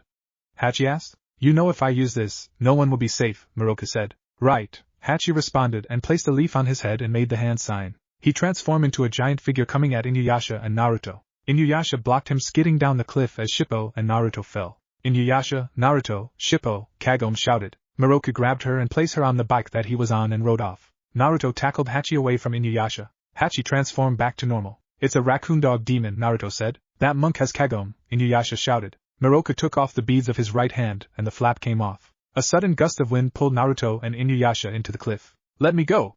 Kagome shouted. Gladly, Miroku said as Kagome headed off and he took out her shard, because I got what I needed. Miroku rode off on Kagome's bike. Naruto broke free as Inuyasha was struggling. Are you two alright? Kagome asked when she reached them. I'll survive, Naruto said, summoning one of his tails to break Inuyasha free. That creep, who was that guy? Inuyasha responded. I overheard him saying something about being a monk, right, Kagome? Naruto asked. Yeah, but what was the deal with his right hand? Kagome asked. I dealt with wind-style jutsus before, but that wind was nothing like what I'm used to, Naruto said, comparing the wind to Temari's wind-style jutsus. Oh no, Kagome said, remembering something. That monk took off with my bike. You were kidnapped, and you're worried about your bike? Inuyasha asked. Kagome, what about the sacred jewel shard? Naruto asked. Oh, well, you see, he took that too, Kagome responded. What? Inuyasha responded. Inuyasha carried Kagome as Shippo rode on Naruto's back as they headed to a village. Once in the village, Inuyasha tried to sniff out Miroku, catching attention. The villagers started calling them demons. Inuyasha, we're catching unnecessary attention, Kagome responded. I'm tracking him as best as I can, Inuyasha responded. Naruto, why aren't you helping? I just don't need to sniff on the ground to find it, Naruto said. They went to a less crowded area where they found Kagome's bike. Inside a building, Miroku was having sake while surrounded by women. Inuyasha, Kagome, Shippo, and Naruto came in. Got you, Inuyasha responded. I'm so happy you could come, Miroku responded, getting up and walked to Kagome. You're a sight for sore eyes. Great, another womanizer, Naruto thought, putting the facts of Miroku being in a place full of women and him flirting with Kagome, as if pervy sage wasn't enough. Inuyasha tried to attack Miroku, who dodged him. Oh, you two again, Miroku said, looking at Naruto and Inuyasha. We're here to take the jewel shard back, Inuyasha responded. A gem such as this doesn't belong to a half-demon, Miroku said, taking out their jewel shard. We'll see about that. Inuyasha shouted, going after Miroku. Miroku jumped outside and ran off with Inuyasha responded. Wait! Naruto shouted, running after them. Inuyasha took out the Tetseiga and came at Miroku. Miroku stopped it with his staff until Inuyasha jumped back. I don't know who you are, but you're no monk, Inuyasha responded. My name is Miroku and I am a monk, Miroku responded. Listen, we don't mean any harm, we just need the shard, Naruto said, walking up. Sorry, but it doesn't belong to a demon, Naruto, Miroku said. So you heard of us? Inuyasha asked. No, I just remember that beautiful girl calling both of your names, Inuyasha, Miroku explained. Enough talk! Inuyasha shouted, going to attack. Miroku used his staff to block the Tetseiga. Miroku tripped on some logs and Inuyasha swiped his staff away. Now hand back the jewel shard, Inuyasha responded. Miroku moved back and started running with Inuyasha went after him. Villagers, get out of here to safety! Miroku shouted. I wander, Naruto responded. Miroku led Inuyasha outside the village. This may take you by surprise, but I'm a very sore loser, Miroku responded, raising his right hand. Wind tunnel! Miroku shouted, removing the beads and aimed his right hand at Inuyasha. A black hole was on Miroku's head as wind sucked into it. Inuyasha tried digging the Tetseiga into the ground to stay put as everything not nailed down sucked into the hand. Let's see how long you can withstand me, Miroku said. Inuyasha started being dragged into Miroku's right hand. The ground shook under Miroku. What's going on? Miroku responded. Naruto jumped out of a hole behind Miroku in his true form and tackled Miroku into the ground. Great shot, Naruto, Kagome said as she and Shippo rushed to him. Miroku reluctantly used the sealing beads to seal the wind tunnel. Miroku agreed to explain things to them. Why are you after the shards of the Shirkan jewel? Naruto asked. Because I'm looking for a demon that is after them as well, Miroku explained. A terrible demon that goes by the name Naruku. Naruku? Kagome asked. Yes, and he's the same demon that cursed me with this hole in my right hand, Miroku said. What kind of demon is it? Naruto asked. I know very little of him except that he's wicked and wants to devour me, Miroku said. According to my father, my grandfather hunted this demon down 50 years ago, and each time they fought Naruku took a different form of a human. So he can transform his appearance, Naruto said. They say the last time he appeared to my grandfather it was in a form of a beautiful woman, Miroku said. Naruku pierced my grandfather's right hand with a hole that would consume his life. And it came as a family curse that passed down to you, right? Naruto asked. Yes, and each year the hole on my head gets bigger, and eventually will consume my life, Miroku explained. That is if I don't take Naruku down before that happens. Wait, could Naruku have a connection to what happened to Inuyasha and Kikyo because of the jewel? Naruto thought. I'm sure he's after the shards of the Shirkan jewel, because 50 years ago he killed a priestess who was protecting the jewel. Miroku finished his story. Naruto responded. He killed a priestess? Inuyasha asked. That's right, Miroku responded. Inuyasha figured that Naruku was the one who turned Kikyo and himself against each other. Miroku, what form does Naruku take on now? Inuyasha asked. If I have that information I would have slain him down myself long time ago, Miroku responded. Oh, that reminds me, Naruto said, taking out the jewel shard he took back from Miroku. When did you get that? Miroku asked. I'm a ninja, what do you expect? Naruto asked and handed it to Kagome. Here, Kagome. Thanks, Kagome responded, taking it. If we keep searching for jewel shards we might run into Naruku. How about we work together, Miroku? Naruto asked, thinking, he may be a pervert but he could be useful, considering he blocked Inuyasha's Tetseiga. I always been a solitary man, working on my own than in the company of others, Moroku said. I was like that too, but trust me, working with others could be better than working alone, Naruto explained. Yeah, and if you don't you might not have your own company to join, Kagome said, referring to the cursed wind tunnel. Dear Kagome, if you're troubled by my Richide fate, then would you bear me a son? Moroku asked. Inuyasha, Naruto and Kagome were shocked by Moroku's question. And why would I do that? Kagome asked. If, for some reason, I fail to destroy Neruko, I would want my son to continue the hunt, Moroku explained, holding Kagome close. Take your hands off her, Inuyasha responded, separating them. Don't lay another hand on Kagome. Inuyasha, calm down, Naruto said. Oh, I thought you were her companion, but apparently you're in love with Kagome, Moroku responded. My, this is awkward. Why you got it wrong? She's just a jewel detector, Inuyasha responded. Seriously, Inuyasha, seriously, Naruto said. Is that all I am to you? Oh, how can I forget, you have a thing for dead girl, Kagome responded, referring to Kikiyo. Should I help him out? Moroku is nicer than Inuyasha. Naruto decided to climb up the tree where Shippo as they started arguing. So much for Moroku joining us, Shippo said. Yeah, but something tells me we will run into him again, Naruto responded. Chapter 11, Ink Demons from Hell. Ink Demons from Hell. Soldiers chased a man through the land at nightfall. Suddenly a cloud of demons came and killed off the men. The man had a cup of ink with the shard of the Shirkan jewel in it. The next day Moroku was with Inuyasha, Kagome, Naruto, and Shippo and came to the site. This is no battlefield, Inuyasha responded. He's right, the scent in the air has a scent of ink, not blood, Naruto said. It must be a work of a demon, and a strong one possessing the shard of the Shirkan jewel, Moroku said. Moroku, I have no intentions to team up with you, or sharing any shards with you, Inuyasha responded. Each man for himself. Moroku agreed and headed off. Too bad, Shippo said. Not really, I have a feeling we'll see again, Naruto said. Help a demon! Someone shouted. They turned to see Inuyasha was going through a passing man's scrolls. Sit, boy! Kagome ordered. The necklace pulled Inuyasha into the ground, stopping him. The man took his scroll and ran away. Inuyasha, what are you doing? Naruto asked. That guy had the same scent of ink as the battlefield, Inuyasha said. If I can track down the source, it can lead us to the demon. Inuyasha, that ink scent is the same as used for writing and drawing, Naruto explained. Anyone with a written scroll will have the same scent. Do you want to find it before Moroku? Inuyasha asked. What do you have against him? Kagome asked. Are you saying you like that lecture? Inuyasha responded. Yeah, I do, Kagome said with a slight sarcastic. Huh? Inuyasha responded. As if, it was obviously a joke, Kagome responded. However, Inuyasha didn't hear her last comment, and was moping. Inuyasha, you have lots to learn, Naruto responded. Meanwhile, the artist was trying to get into a palace when he was caught in his actions. The guards threw him into a river tied up. He walked off planning to use his power to become a warlord and marry the princess. Inuyasha came up and grabbed him from behind. There he goes again, Kagome said as it was the sixth person Inuyasha stopped in one day. Hold it, Kagome. Inuyasha might be onto something now, Naruto said, smelling fresh human blood on the man. Let me go, I'm nothing more than a second-rate artist, the man begged. Then tell me why you have the scent of ink and fresh human blood? Inuyasha asked. The man struggled free and ran a few feet before turning around. He opened his scroll, revealing a painting of an ogre. The ogre came to life from the painting. The man got away as the ogre attacked. Inuyasha took out the Tetseiga and jumped to attack. Wait, Inuyasha!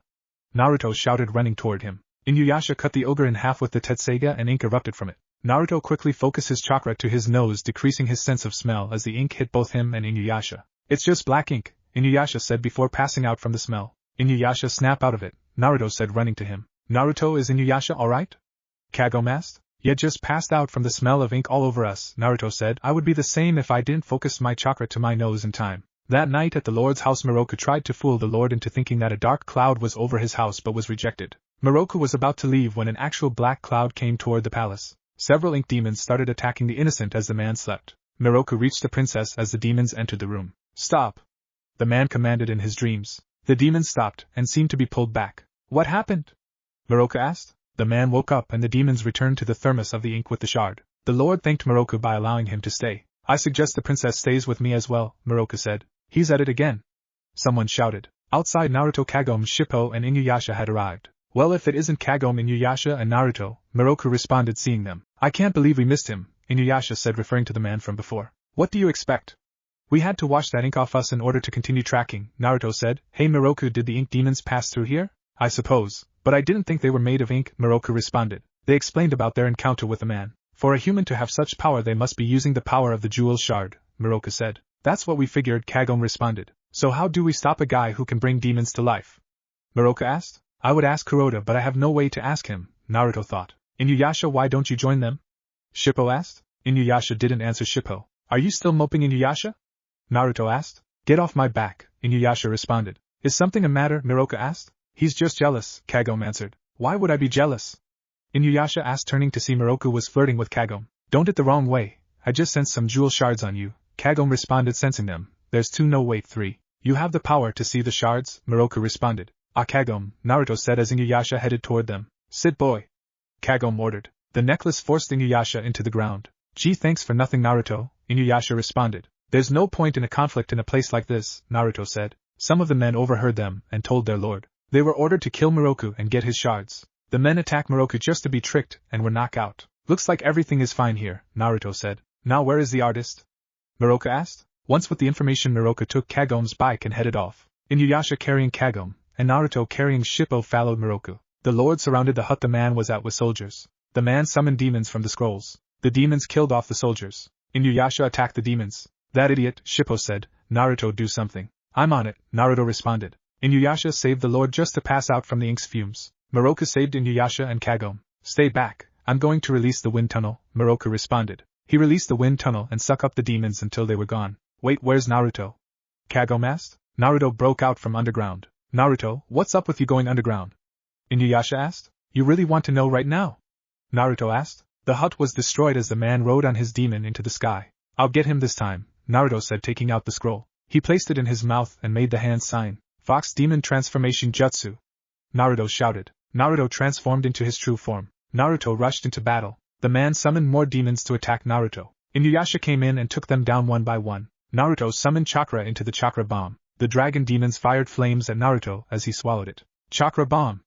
Naruto shouted in his head and fired the chakra bomb, blowing away from the flames. It hit the dragon, destroying it as the man barely dodged it. Inuyasha cut off the bottle from the man and cut it in half with the tetseiga. The man rolled till he stopped. He took a sword next to him and used it on his arm. The ink gathered around him and took his life. The ink hit the ground once there was nothing left. Miroku helped Naruto to the pool. Dang, the jewel shard is tainted with evil. I can't get it, Miroku thought. Kagome grabbed it, and the shard purified. Miroku was amazed by Kagome's power and allowed her to keep it. The next day Miroku decided to travel with them. Chapter 12, Sesshomaru returns. Sesshomaru returns. Groups of bandits were finishing stealing from a village when they were slaughtered by Sesshomaru using an arm of a blue demon in substitute of the arm he lost. Jaken came through the grass. I knew stealing the arm from the blue demon you slaughtered would work, Jaken said. Open your eyes, Sesshomaru said, decapitating the demon arm and throwing it at Jaken. This arm is already rendering useless. It didn't last very long, Jaken said, until the arm grabbed him. Jaken struggled to break free from the arm. Find me another demon and bring me back his other arm, or else I'll kill you, Sesshomaru said. Jaken broke free and kicked it away and the arm decomposed. Jaken blamed the situation on Inuyasha but not the tetseiga. Even if I find another arm it'll only last a short period, Sesshomaru said. Quite a problem, isn't it, someone said. He turned to see a human-like demon with a white baboon cloth and mask covering his body. If I'm not mistaken, you're the elder brother of Inuyasha, Lord Sesshomaru, are you not? The demon asked. What do you want? Sesshomaru asked. Like you, I'm someone who despises Inuyasha, the demon responded. Forgive me, but I overheard your conversation just now. The demon took out a human arm. This may come to your assistance, he said. Are you crazy? That's a human arm, Jaken shouted. Yes, it is, but embedded in it is a shard of the Shurkan jewel, the demon responded. Shurkan jewel?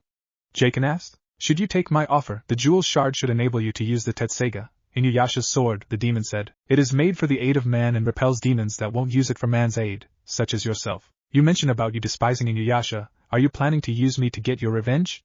Sesshomaru asked. Yes, the demon responded. Sounds interesting, Sesshomaru responded. I'll accept the arm. The demon gave Sesshomaru a hive to use against Miroku. As for the nine-tailed fox demon, the demon said. Nine-tailed fox?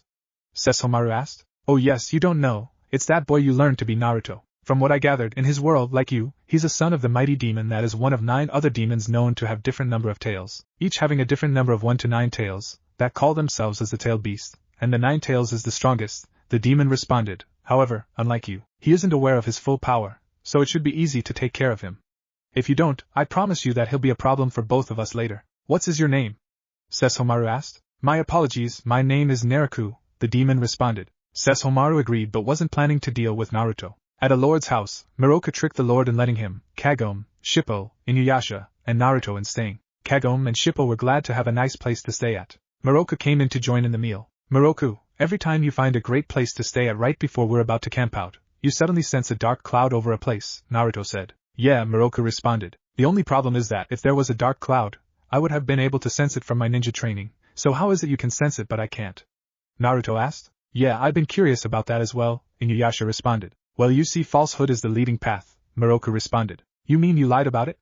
Shippo asked. Time like these makes me worry about if Moroku meet Purvey Sage, Naruto thought. Moroku and Inuyasha started arguing about it when the building shook. Something big is coming our way, Naruto said. Yes, we should run, Moroku said. We can't just eat and run.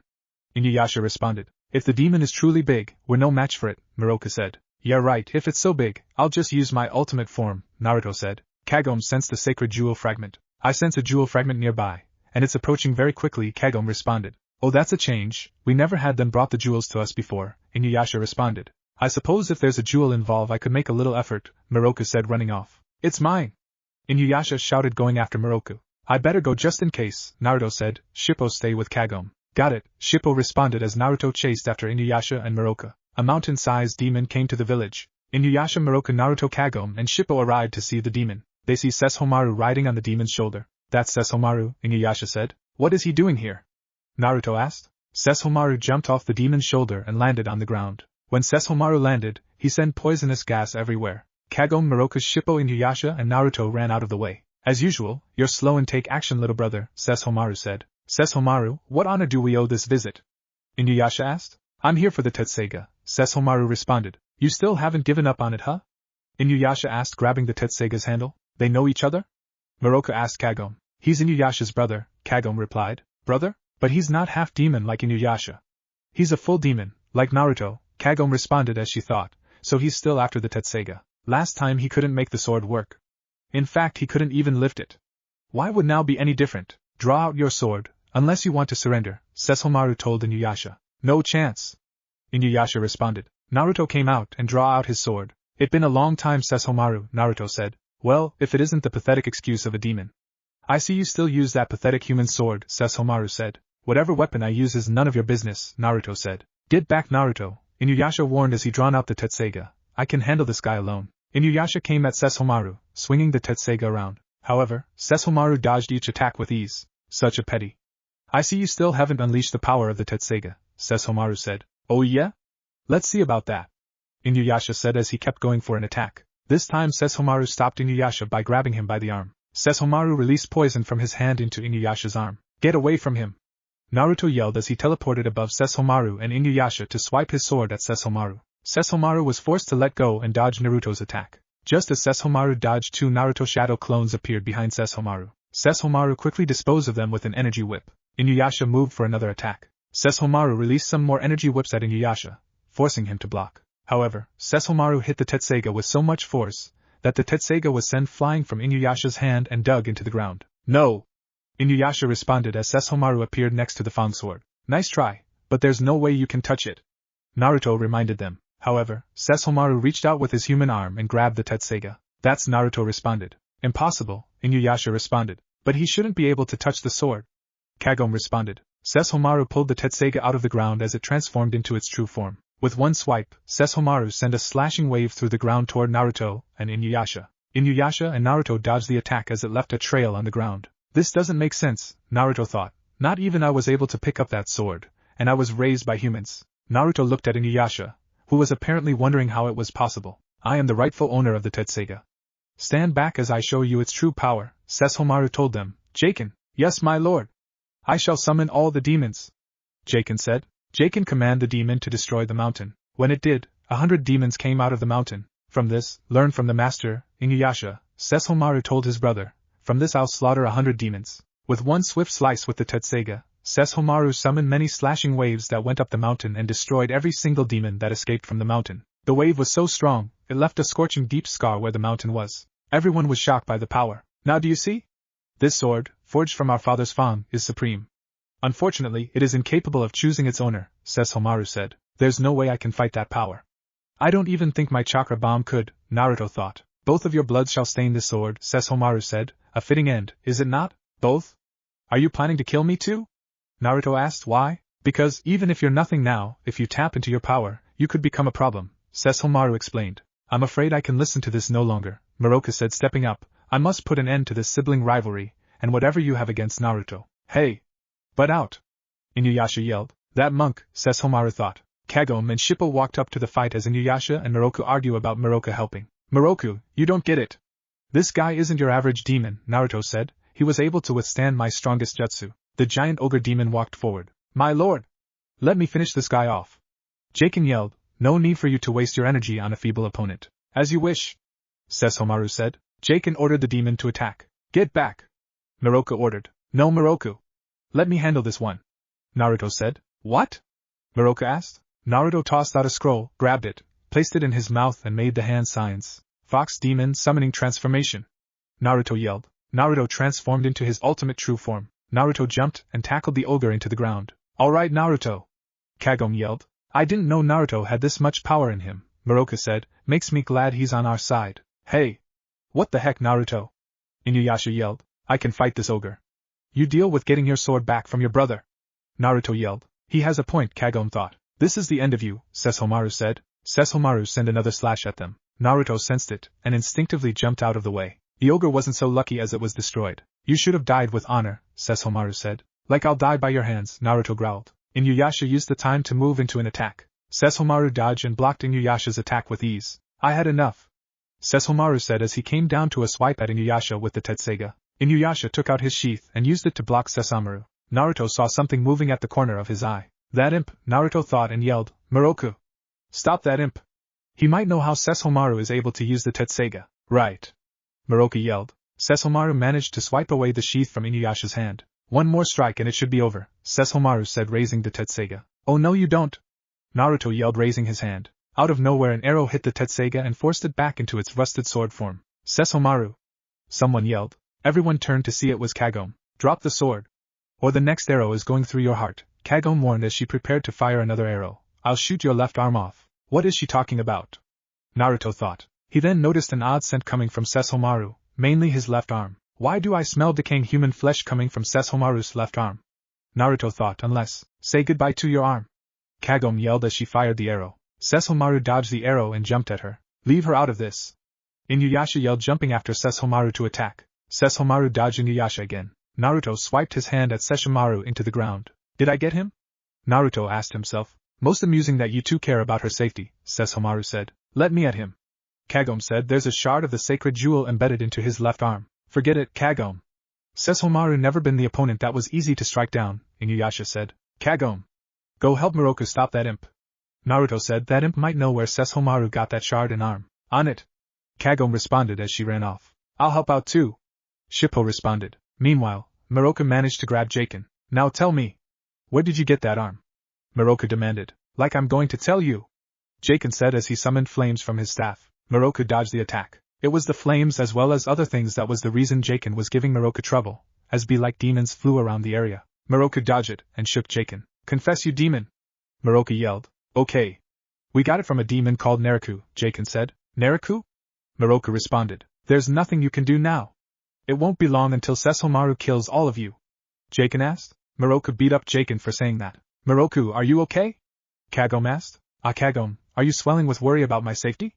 Moroku asked. No, Naruto wanted us to help you gather info, Shippo responded. Yeah. Did you find out where Sesshomaru got that arm and jewel shard?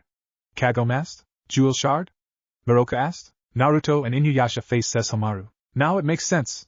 You're using a human arm and a shard of the sacred jewel, Naruto said. If I remove that arm from his body, he won't be able to hold the Tetseiga, Inuyasha said. Inuyasha moved into attack. Sesshomaru dodged Inuyasha and swiped his demon hand at Inuyasha, cutting his cheek. Then Sesshomaru sent energy whips at Inuyasha. Naruto struck his hand down on the whip and grabbed it. Iron Reaper Soul Stealer! Inuyasha yelled, going for his signature move. However, Sesshomaru sent a punch that hit Inuyasha and sent him skidding across the ground. Naruto swiped his tails at Sesshomaru. Sesshomaru dodged it. Kagome fired another arrow that hit Sesshomaru's shoulder armor, causing it to shatter. Kagome! Inuyasha said. Inuyasha, Naruto. Stop. Both of you have demon blood in you, even if one of you is a half-demon, Sesshomaru said. Do not accept human aid. Don't try anything, Kagome. Inuyasha ordered. I can handle it, Kagome said as she fired another arrow. However, Sesshomaru caught it with his fingers, and then melted it with poison. Naruto transformed back into human form. Not good. I used too much chakra holding my ultimate form, Naruto thought. Tetseiga started glowing. I had enough of your interference, Sesshomaru said as he swiped the Tetseiga, sending a slashing wave at Kagome. Inuyasha jumped in front and protected Kagome as the slash sent both of them into the ground. Inuyasha was fine, but Kagome was unconscious. Tetseiga transformed back into its true form. Naruto came at Sesshomaru with the Rasengan. Rasengan!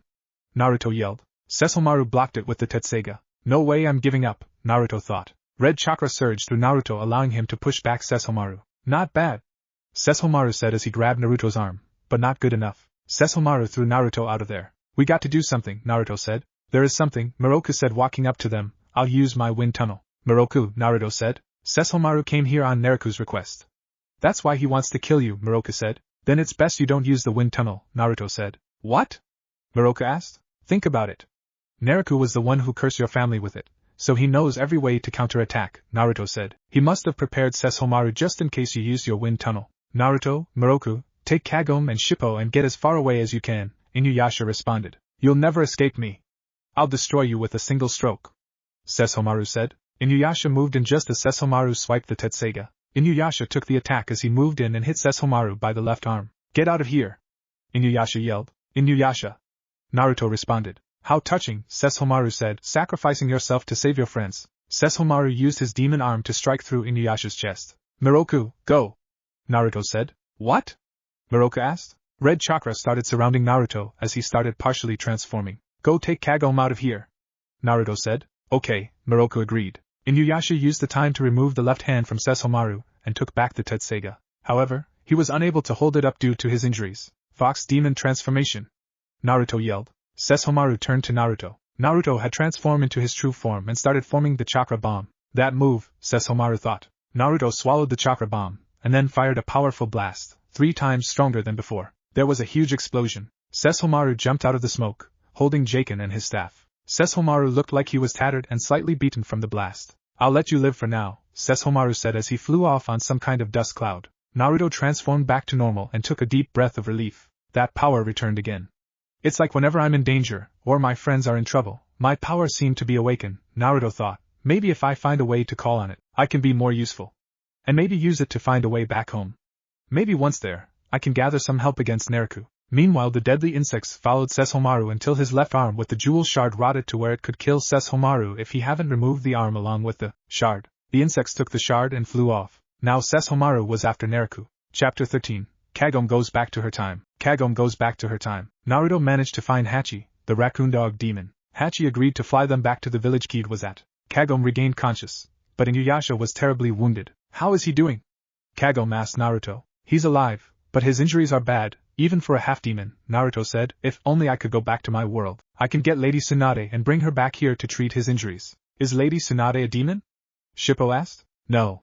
But she is one of legendary 3 Sannin, the most powerful ninjas known, as well as granddaughter of the first Hokage. Plus, she has strength that surpasses everyone I ever met, even here, Naruto said. She's also the greatest medical ninja known. Sounds like my kind of girl, Miroku said. She's also in her 50s, has a very high and has a perverted Sannin for a former teammate, so she knows how to deal with perverts cause of it, Naruto responded. Never mind, Miroku responded, forget I said that. Hey, relax Naruto.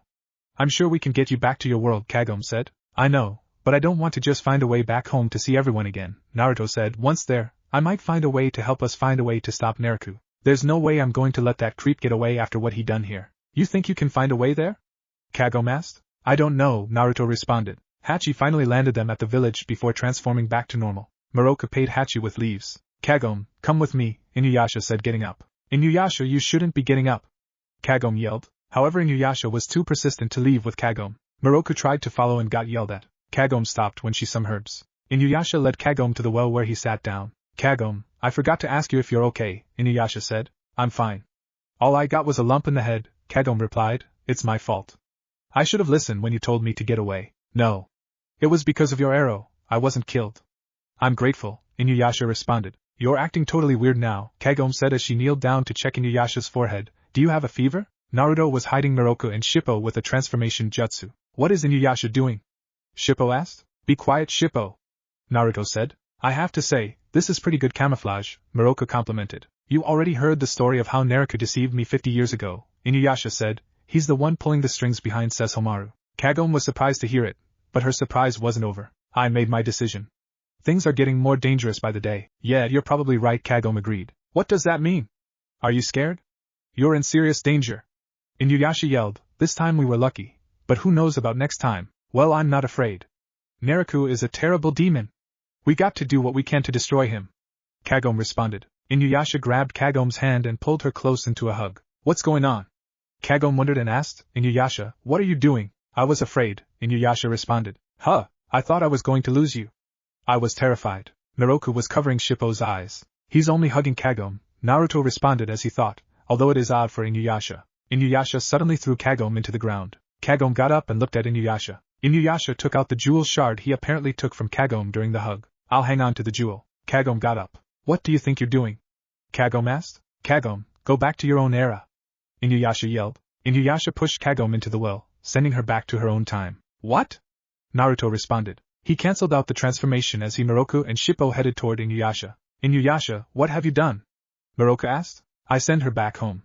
Back in her own time, Inuyasha responded. Well, if you forgot, I can time travel too, Naruto said, jumping onto the side of the well. If you jump through the well to Kagome's era, I'll make sure you'll stay there. Inuyasha yelled. What? Naruto responded. I did this for her own protection. I don't want her to risk her life for me ever again. Inuyasha yelled. Naruto responded. Naruto finally gave in and jumped back into the ground. Naruto, Shippo responded. It's okay, Shippo, Naruto responded. We'll figure out a way to get through this somehow. Chapter 14, Cave of Origamo. Cave of Origamo. Inuyasha unrooted a tree, the whole fully grown tree, and threw it down the well. Inuyasha, I know you want Kagome to be safe in her era, but isn't that a bit of an overkill? Naruto asked. What do you know? Inuyasha asked. Are you really not going to do anything about this, Naruto? Shippo asked. It's okay. Sooner or later, Inuyasha will realize we'll need Kagome, and when he does, I'll go get her, Naruto responded. Oh, Shippo responded. Inuyasha headed off to talk to Miroku. I'm curious what we're going to do next, Naruto said. Are you coming with me, Shippo? No, I'm going to stay here in case Kagome finds a way back, Shippo responded. Plus, even though you said he'll eventually help Kagome back, I'm still mad at him. Suit yourself. Just stay out of danger, Naruto said. If you need us, come look for us. Okay, Shippo agreed. Shippo took a seat next to the well as Naruto headed to Miroku and Inuyasha. So, what should we do now? Naruto asked. I was thinking we should go find clues on how all this began, Miroku said. What do you mean? Naruto asked. Well, obviously something went wrong 50 years ago, Miroku said. The same time when Inuyasha was pinned to a tree while Kikyo was killed, Naruto said. Plus, didn't you say that the wind tunnel curse started with your grandfather 50 years ago? Yes, but from what I gathered about Naruto, the priestess he killed, which we believe is Kikyo, happened before my grandfather was cursed, Miroku replied. So what are we getting at exactly? Inuyasha asked. Well, maybe if we talk to someone who was there 50 years ago where either of Naruto's actions took place, we might find clues onto something, Miroku said. Like why would Naruto hold against you, Inuyasha, and Kikyo? Well, I hate to burst your bubble, but I have no clue about Naruto's reason, and I was there, Inuyasha said, and even if Kikyo does have clues about who Naruto is, finding her isn't something we can do that easy. So, we don't have anyone to go to, Miroku said. Actually, there is one more person we're overlooking who not only knew Kikyo, but was there when she sealed Inuyasha into the tree, Naruto responded, and she's currently available, so she can help Inuyasha with his wounds too. Huh? Miroku responded. No way.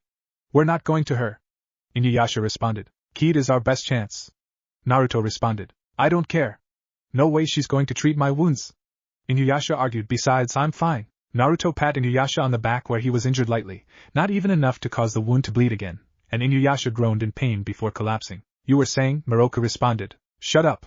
Inuyasha yelled. So it's official, we're going to Kikyo's sister, Lady Kid, Naruto responded. Inuyasha grunted in disapproval but agreeing. Modern era. Kagome was stuck going to school since she couldn't go back to the feudal era. However, her mind was occupied with her last moments with Inuyasha. Feudal era. Miroku and Naruto dragged Inuyasha back to Kid's cabin to get him treated as well as to see if Kid knew something. These injuries are too serious. You won't be seeing any battles anytime soon, Kid told Inuyasha. I thought so, Naruto responded. Now you want to know if I knew something about Naruto, correct?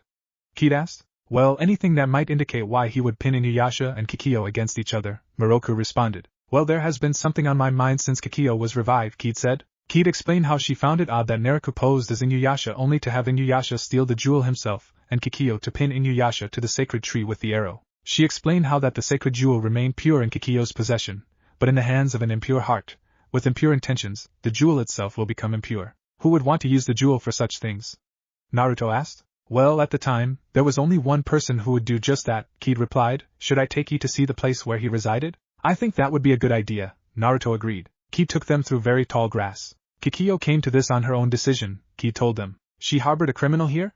Naruto asked. She took pity on him because he was severely burned and both his legs were broken, Kid explained. he couldn't move on his own. She took them to an entrance of a cave. He told them of a man named Omigimo, who was treated by her and Kikyo 50 years ago until he finally spoke about the jewel to Kid. It just so happened not long later Kikyo used her last bit of life to seal Inuyasha to the tree. Days later Kid came to the remains of the cave that seemed to have caught in fire from the inside. Since Omigimo couldn't move, Kid thought that he died in the fire, but no remains were found. To this day, the cave still had burn marks from the mystery fire. What does this have to do with Naruto? Inuyasha asked. Are you saying Omigimo is Naruto? Naruto asked. I'm not sure, Kid said. That's impossible. Have you forgotten that Naruto is a demon, not a human, Naruto? Inuyasha asked. But it's not impossible for humans to possess demonic powers, Naruto said. Back in my world, the ninja villages found a way to stop tailed beasts by sealing them into something and someone, and some found ways to use the tailed beast's powers to their willings by sealing it into a human. So what? What does that have to do with humans possessing demonic powers? Inuyasha asked. Inuyasha, I'm a tailed beast, Naruto responded. A tailed beast is a demon. Humph, Inuyasha responded. Either way, let's go in to check things out, Miroku said. Shippo was still waiting at the well. I can't believe Naruto hasn't tried to get Kagome back, Shippo responded. I don't care what he says. Inuyasha is a big idiot for doing this. Did you say Inuyasha? A raspy voice asked along with deep wolf-like growls. Shippo turned to see a wolf-slash-bear-like demon standing behind him. Miroku, Inuyasha, Naruto, and Kid reached the remains of the cave. There was a clear indignation of someone being in the cave as it had nothing growing there. A demon was definitely here. I can sense it, Naruto responded. Help! Naruto, help me! Someone yelled. Shippo! Naruto responded. Kagome returns. Shippo was being chased by three-eyed wolves-like demons. Shippo! Naruto responded. Inuyasha jumped at the wolves. Iron Reaper Soul Stealer! Inuyasha used his signature move to kill the demons. Inuyasha grabbed Shippo but collapsed as his injuries opened up. The head demon faced them. You must be Inuyasha, the demon said. Yeah. Who are you? Inuyasha asked. I am Royaken, guardian of the hell, the demon responded. But aren't you a gentle spirit? Kid asked. Well, he's not anymore, Naruto said as he grabbed his sword. That was before I was reborn. Royaken said, Inuyasha, I came here to slay you. Royaken opened his mouth and more wolves-like demons came out. Naruto tossed out a scroll and placed it in his mouth. Fox Demon Shadow Clone Jutsu. Naruto yelled. Multiple fox clones appeared around Naruto and attacked the fox. However, Royaken summoned more demon wolves. I have no choice, Miroku said as he removed his beads and opened his wind tunnel. The demon wolves were pulled into the wind tunnel. Miroku called off his wind tunnel. Inuyasha, this way. Miroku yelled. Royaken summoned more demon wolves that came at Miroku. Naruto was watching the whole fight from a safe distance. He apparently put a jewel shard in Royaken. Inuyasha, Miroku and Naruto continued fighting the demon wolves. Naruto finally teleported above Royaken as he formed the Rasengan. Rasengan! Naruto yelled, jabbing Royaken in the head. Royaken shashed the ground and disappeared before Naruto could finish him off. Well, that was odd, Naruto responded. I sense Naruto is near, Miroku said. Naruto must be manipulating Royaken. We should take Inuyasha back to the village to treat his injury and plan our next move, Kid said. Modern era. Kagome was in gym class. She was wearing gym class girl's uniform, which was a white long-sleeve shirt, dark red almost brown, two short shorts, A/N. I'm not going to say any more than that about how short the shorts are, white socks and white tennis shoes. As for the boy's uniform, it was a long-sleeve white shirt, blue sweatpants, and white sneakers. A/N. I did not choose the uniforms for the Inuyasha show. If this was a canon of Inuyasha, I would gladly make changes to the uniforms. Hojo, the male classmate that asked her out before, asked Kagome on a date, which Kagome's so-called friends forced her to agree to after questioning about a guy they believe Kagome loved due to her strange behavior. Cough, Inuyasha cough. Kagome came home frustrated and slightly embarrassed from the events that happened that day. She even tried to jump through the well again, but was still stuck in her era. Oh Kagome, we have a guest, Kagome's mom said when Kagome came in. He said he knows Naruto. Naruto? Kagome asked. Kagome came into the family room to see it was a young man with spiky blonde hair wearing a blue shirt and blue pants. But what she really found out was that the man was wearing the same headband as Naruto. Hello? You must be Kagome, Minato said. My name is Minato Namikaze, Lord Hokage of the village hidden in the leaves. I believe you know where Naruto Uzumaki is at. Okay, Kagome replied. Kagome told Minato what happened from when she met Naruto to the last time she saw him. I see, so Naruto has gotten himself into another situation, Minato said. I'm sure if you can find a way through the well, you can find Naruto and bring him back, Kagome said. No. I'm not going to force Naruto to return, Minato said. However, I will be sending him anything that can help you guys. So you did send him that package? Kagome asked. It was just to see if he was here, Minato said. Now that I got answers, I can ensure his friends and guardian that he's safe. Well, safe isn't what I'll put it, Kagome thought. I left another package here. Make sure Naruto gets it, Minato responded. Yes sir, Kagome agreed. Also, don't give up on those close to you, Minato responded. Huh!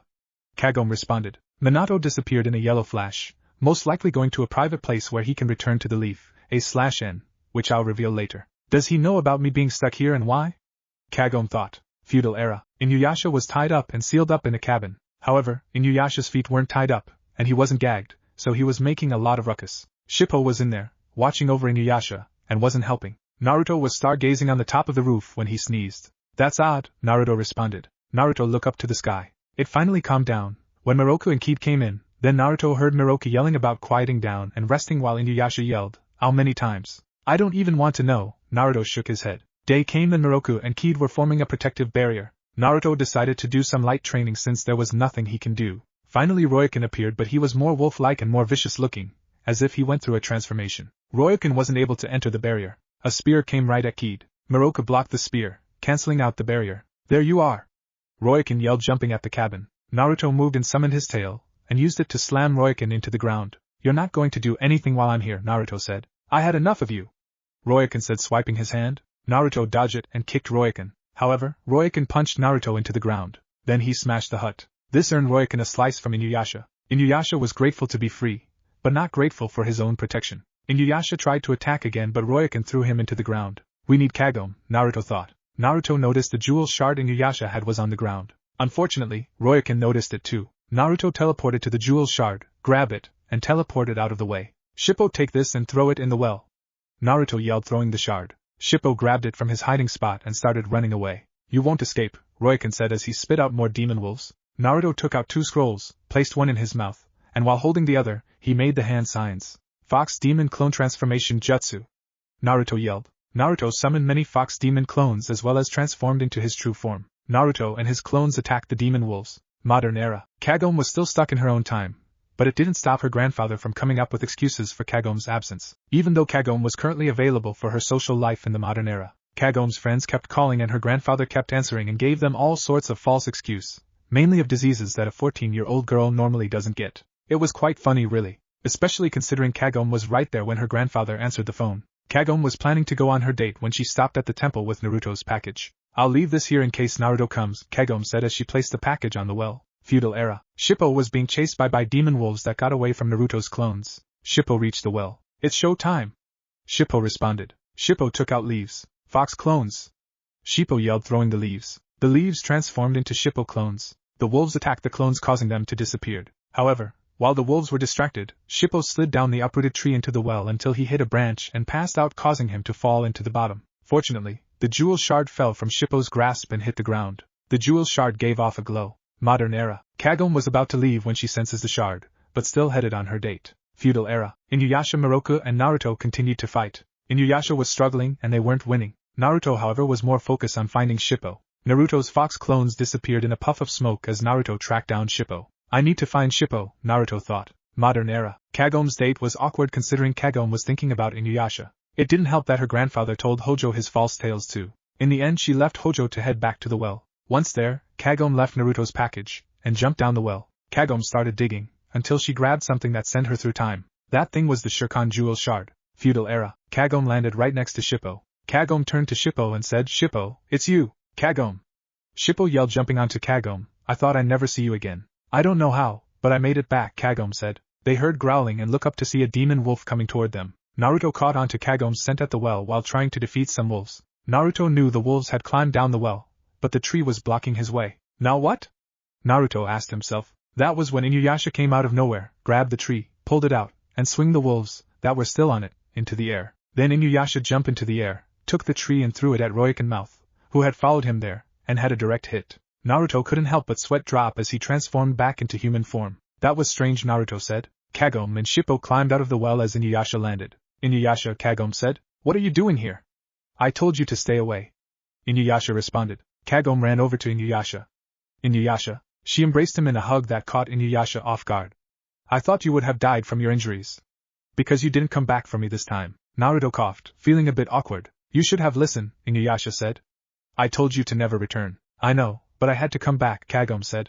I need to see you again. Inuyasha was caught off guard by Kagome's response, which Kagome took the wrong way. Why are you looking at me like that? Kagome asked. Are you trying to say you don't feel the same way? I spent all that time worried about you, and for what? You didn't even care I was gone. You just don't get it, do you? Kagome released Inuyasha and started crying. Come on, Kagome, stop the tears. Inuyasha responded. Don't be sad over me. Who said anything about being sad? I'm crying out of frustration. Well, everything seemed back to normal, Naruto responded. And only after being back together for 30 seconds, Shippo responded. Naruto makes his appearance known. Miroku and Kid returned to see that Kagome had returned and was arguing with Inuyasha. Lady Kid, Kagome is back, Miroku announced, not getting a response from Kid. Did you not hear me? Miroku, do you not find it peculiar? Kid asked. What's that? The glow of those insects vanished without warning. You're right. They looked around for any odd suspicions. In the distance, the man in the ape cloak was watching them. The man was Naruto. That woman? He said, watching Kagome. She's Kikyo. No. Kikyo perished 50 years ago. Kagome was helping Shippo out of the well when she sensed something. Someone's near, Kagome said. Someone with shards of the jewel. A lot of them. That sent Miroku, Naruto, and Inuyasha out to check it out. Naruto and Inuyasha were the first ones to Naruto. I sense you weren't far away, Inuyasha said. You're Naruto, aren't you? Naruto smirked under his mask. Miroku showed up at that moment. So this is Naruto. Naruto thought. The one who fatally injured Kikyo, tricked her into sealing Inuyasha, and cursed Miroku's family with the wind tunnel. Kid, Kagome, and Shippo arrived. Answer me this before I avenge Kikyo's death, Inuyasha responded. Naruto, why do you bear such a grudge against me? Grudge, huh? Naruto responded. I guess you can't die in peace not knowing why someone hates you so much. You are, Kid said. Huh? Kagome responded. Kid, huh? Naruto greeted. My, how old you've grown. You know me? Kid said. I knew it, you are Enigmo. Enigmo's such a nostalgic name, Naruto said. I, Naruto, am not Enigmo. But it is true that 50 years ago, I was born out of Enigmo. Enigmo was a foolish man. Flashback. Enigmo, an injured man wrapped in a full body, bandages, was treated and fed by Kikyo. Over time he started desiring for her. One day he called forth demons and a horde of them came to his summons. Even my rotting soul is worth something. Want a taste of me? Hungry for me, aren't you? Enigmo asked. I want a body that moves freely in order to possess the sacred jewel, and Kikyo. Now eat me. Devour me. And in return, give me power. The demons did as they were told, and through the combination of Enigmo and the demons came forth Naruto. Meanwhile, Kikyo and Inuyasha had traveled together and fallen in love with each other. When Kikyo offered a way to purify the sacred jewel by turning Inuyasha human, Naruto saw his chance to attack. First Naruto turned into Kikyo and tricked Inuyasha into thinking she betrayed him. Then Naruto went after Kikyo by turning into Inuyasha and fatally injuring her. Thinking Kikyo betrayed Inuyasha, he stole the sacred jewel, and in return of thinking he betrayed her, Kikyo shot her sacred arrow at Inuyasha and pinned him to the sacred tree. End of flashback. How dare you? Inuyasha responded. I have to agree with Inuyasha. You're as bad as Orochimaru. Naruto responded. This coming from a powerful fox demon, Naruto said. Let me ask you, young demon, how long did it take you to regain the trust of humans? How? But that's none of your business. Naruto growled. Truth is, everyone has a bit of darkness brought on by anger and hatred in them, and no matter how much trust you try to build, all it takes is bringing out the worst fears of someone that triggers that darkness to destroy that trust. And it's that darkness that makes the sacred jewel tainted, and that's what makes the sacred jewel beautiful. Kagome! Inuyasha yelled. How many fragments do you see inside him? 10 no, 20 no, much more. Kagome said. Hey Naruto, I'll show you what tainted is. Inuyasha threatened. I'll make that tainted blood of yours flow. Inuyasha ran at Naruto, but Naruto jumped in the air, dodging Inuyasha at first. However, Inuyasha jumped after Naruto. Iron Reaper, Soul Stealer! Inuyasha yelled as he slashed his claws at Naruto's cloak. Inuyasha successfully tore apart the cloak, but Naruto's human form was unharmed as he covered his face before sending a dark pulsing poison that destroyed most of the life around the area. It's miasma! Run!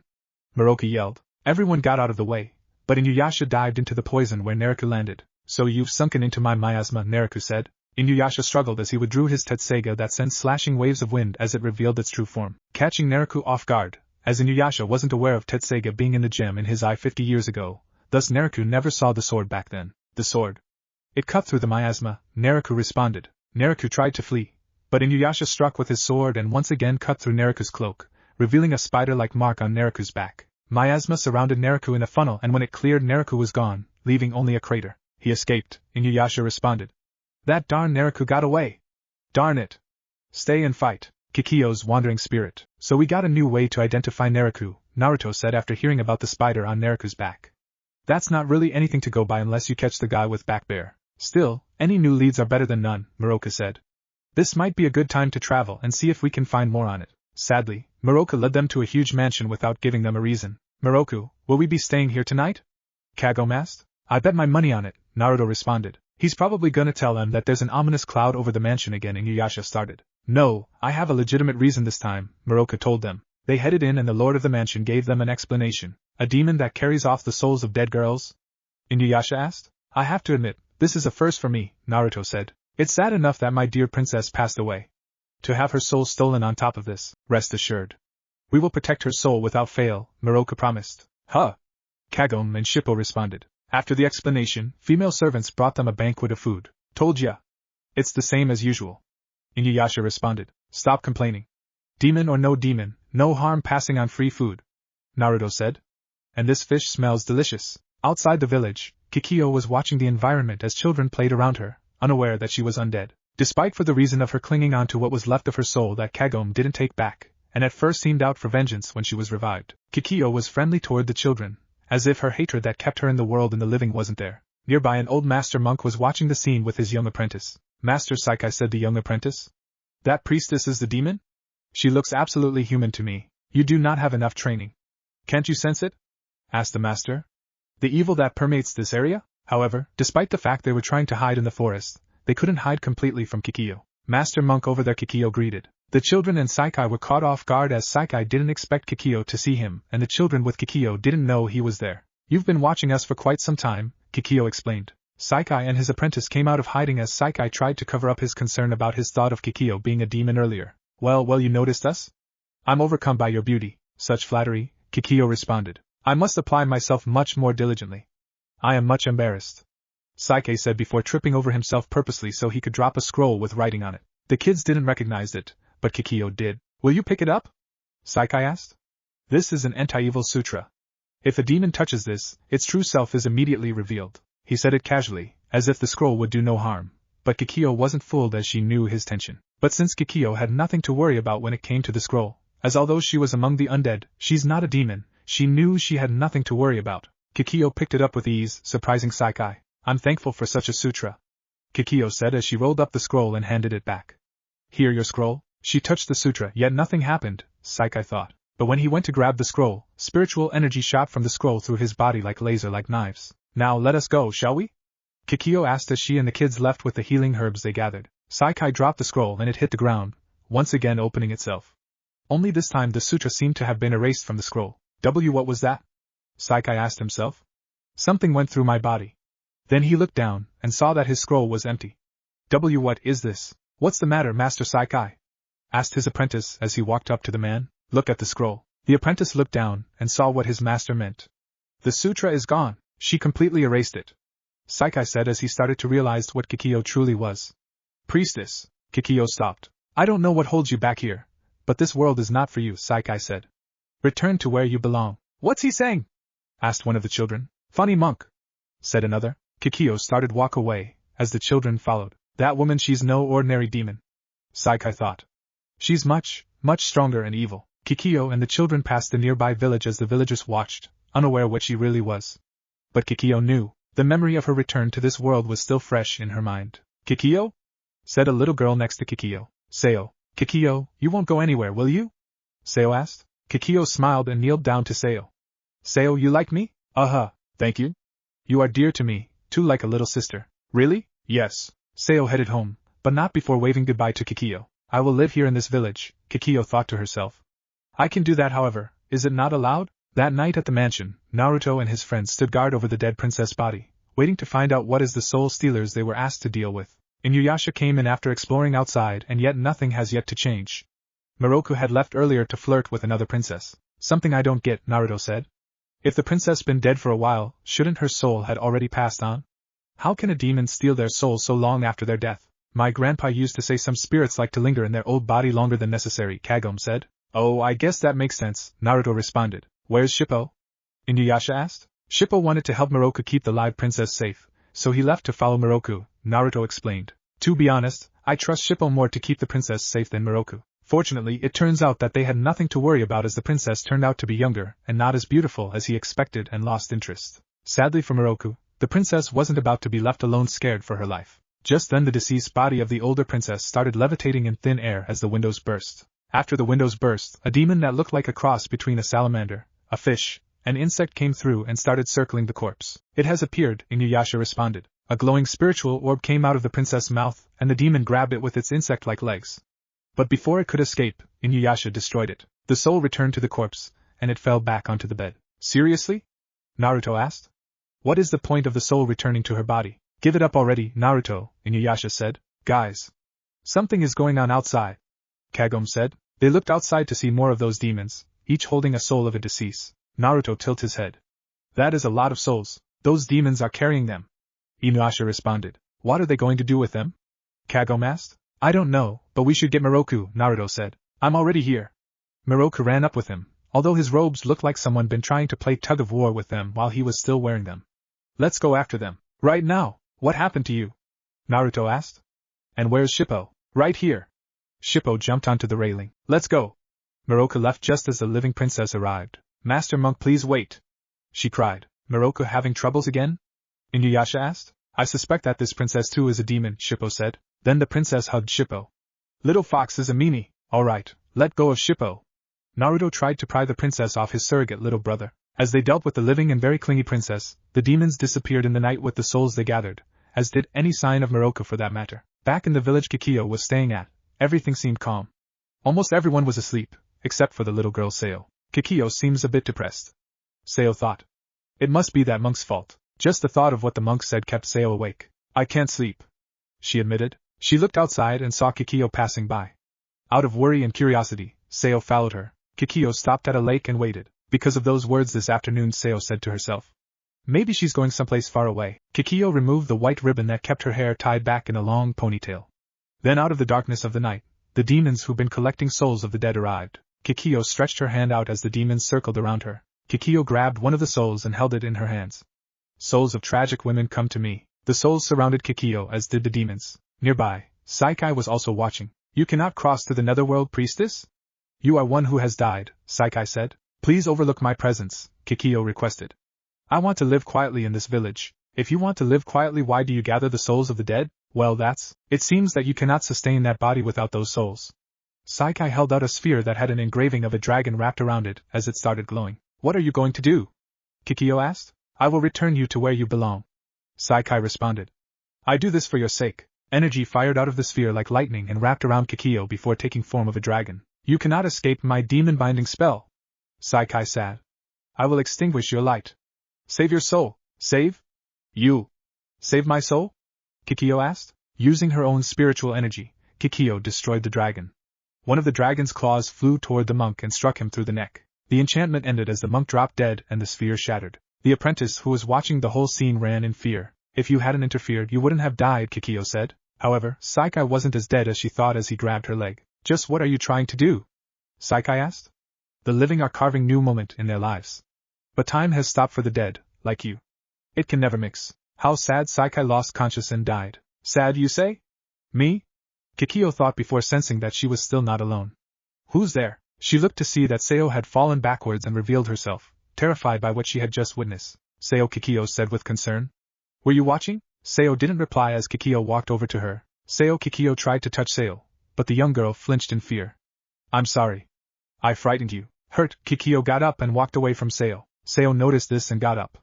Kikyo. Kikyo stopped to look at Sayo once more. Goodbye. I'm sorry. The next day, Naruto and his friends were sitting by the riverside.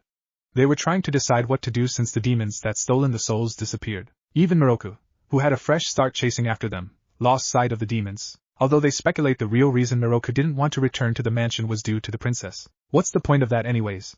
Inuyasha asked. It's not like we got a jewel shard out of it. Nor did we find anything of use on Naruto. The point is that we're helping people, Kagome said, and that's what I'm tired of. Inuyasha responded. I'm gonna be a great demon someday, so why must I help petty humans, acting like a villain? When you're actually quite a saint. What? Don't put me down, I'm flattering you. Ha! Anyway, I don't like this, so I'm out. Understand? Inuyasha noticed that Kagome had stopped listening. Are you listening? Kagome was looking at a young monk that was floating in the river. What is that? An octopus? Shippo asked. It's a person, Miroku replied. I'll get him. Naruto ran on top of the water and grabbed the young monk. At least not all demons are heartless, Kagome said. I heard that. Inuyasha snapped. Naruto brought the monk ashore where he woke up to the new environment. The first person the monk saw was Kagome, and he went into a fit of panic as he thought Kagome was Kikiyo. Hey, relax, we're here to help. Naruto responded. Help? Why don't you tell us what happened to you? Miroka asked. The monk did as he was told. Demon? Yes. And you say that Kagome looks like that demon? Miroka asked. She was in human form, but in actuality, a frightening demon. That priestess. Priestess? Naruto said. Wait. Her name wouldn't happen to be Kikiyo, would it? That is correct. But how did you know that? Inuyasha stopped listening as he grabbed the young monk by his robes. If you're lying, you'll really pay. I'm not lying, the monk said. That woman lured away lonely souls of dead women. Never mind that. Inuyasha responded. The name. How do you know for sure her name was Kikiyo? The village children addressed her so. I'm not mistaken, they called her Kikiyo. Why would Kikiyo need stolen souls? Naruto asked. This whole thing seems messed up. Inuyasha jumped off at top speed to find Kikiyo. There he goes again, Shippo responded. Should we go after him? Nah. The guy just needs to blow off steam, Naruto said. Just then, the sky darkened and the soul-collecting demons started flying around the area. It's the demons again, Kagome said. Guys, stay here. Naruto said. Wait for Inuyasha to return. What are you going to do? Kagome asked. I'm going to investigate something. Naruto ran off. Naruto, wait. Kagome chased after Naruto. Kagome.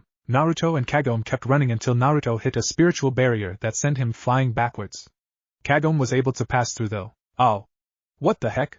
Naruto responded. Naruto touched what he hit and found a barrier. Great. A barrier. Naruto grumbled. That's the last thing I need. Little did Naruto know, Kagome had passed the barrier, and due to a slippery hill, she crash-landed on the ground next to a tree where Kikiyo rested, surrounded by souls. Kagome's voice and Kikiyo's kiss. Naruto decided to use brute force against the barrier. He didn't have much of a choice. He tried to think his way around this, but all he can figure is whoever made this barrier, most likely Kikiyo, is only letting certain people and or demons through, and Naruto clearly wasn't one of the. But Naruto had questions, and if Kikiyo was the one creating this barrier, he had a feeling she had answers. Naruto created a Rasengan and jabbed it at the barrier. Normally the Rasengan had enough force to grind into anything, but this was not the case. All he created was friction and heat that even started burning his skin until he stopped. Well, that did nothing, Naruto grumbled as his hand healed from the burns. One of the tweaks of being the son of the Nine-Tailed Fox, or the new Nine-Tailed Fox, as since his dad is supposedly dead, Naruto has healing powers. I'm almost tempted to try the chakra bomb, but Naruto decided against it. Even if the chakra bomb works, it could re-kill Kikiyo, and Naruto was sure Inuyasha will try to cut him through with the Tetseiga if he did that. Not to mention he still had questions he had hoped Kikiyo had answers to. Inuyasha found the place where the monk told them about. Is this the place that the monk spoke of? Inuyasha asked himself as he looked around. Then, by the riverside, Inuyasha found Kikiyo's white ribbon. Kikiyo, are you really alive? Inuyasha wondered. Kagome made it to the tree where Kikiyo was resting, mostly after slipping and tumbling down a hill. Kikiyo was rested in a tree surrounded by orbs of spirits. Is Kikiyo asleep? Kagome thought. Kikiyo moved in her slumber. She seems a bit sad. Kagome thought to herself. That was when Kikiyo woke up and noticed Kagome. You were able to break through my barrier? Kikiyo asked. Barrier? Kagome responded. Was there anything like that? Then Kagome remembered about the demons gathering spirits. Are you the one who has been luring women's souls away? If so, please let them return. Kikiyo didn't seem bothered by Kagome's questions. Isn't he with you? Huh. Kagome responded before realizing she might be talking about Inuyasha. Inuyasha set out to find you. What are you to Inuyasha? Kikiyo asked. Huh. Then Kikiyo touched Kagome's forehead. At first Kagome's body started glowing with energy. Then she quickly realized something else. My body can't move. Kagome thought. You are in the way, Kikiyo said. Naruto tried some paper bombs, but despite the full power explosions the barrier didn't make a dent. Okay. I think I need Miroka now, Naruto said. Inuyasha was searching for Kikiyo when he saw demons flying around with souls. The demons who were gathering the dead souls. Inuyasha followed them until they passed the barrier. A barrier, Inuyasha responded, thinking. Kikiyo is behind this. Kikiyo, is it really you? Kikiyo had Kagome trapped at the tree surrounded by souls and demons. I can't move. Kagome thought. A demon gave Kikiyo a soul. Inuyasha is here, Kikiyo said before absorbing the soul. Not to save you. He's here to see me. I won't allow any interference. Interference? Kagome asked. You still don't mean to kill Inuyasha? No, Kikiyo. Someone purposely set you two at odds. It wasn't Inuyasha who killed you. You look as though you expect me to be happy, Kikiyo responded. Huh, the one who caused my death. If that person dies, will I be resurrected? That's a dead wish for one thing to live once more. Ha! A wish that cannot come true. However, the dead can wish for one thing which can come true. I want to steal his heart from the one I will never forgive if he dares to forget me. Never forgive if he forgets you? Kagome asked. Do you mean Inuyasha? He wishes for my death, Kikyo said. That is good. That means he has regrets about our fight. Regret all he wants. I shall never let him forget about me. Time will not go forward. Then I can exist as the time that is frozen. I will be able to continue living in his heart. Even now, Inuyasha thinks about you. Isn't that enough? Kagome argued. Inuyasha loves you. He always has. Isn't that enough? Inuyasha and I parted despising each other.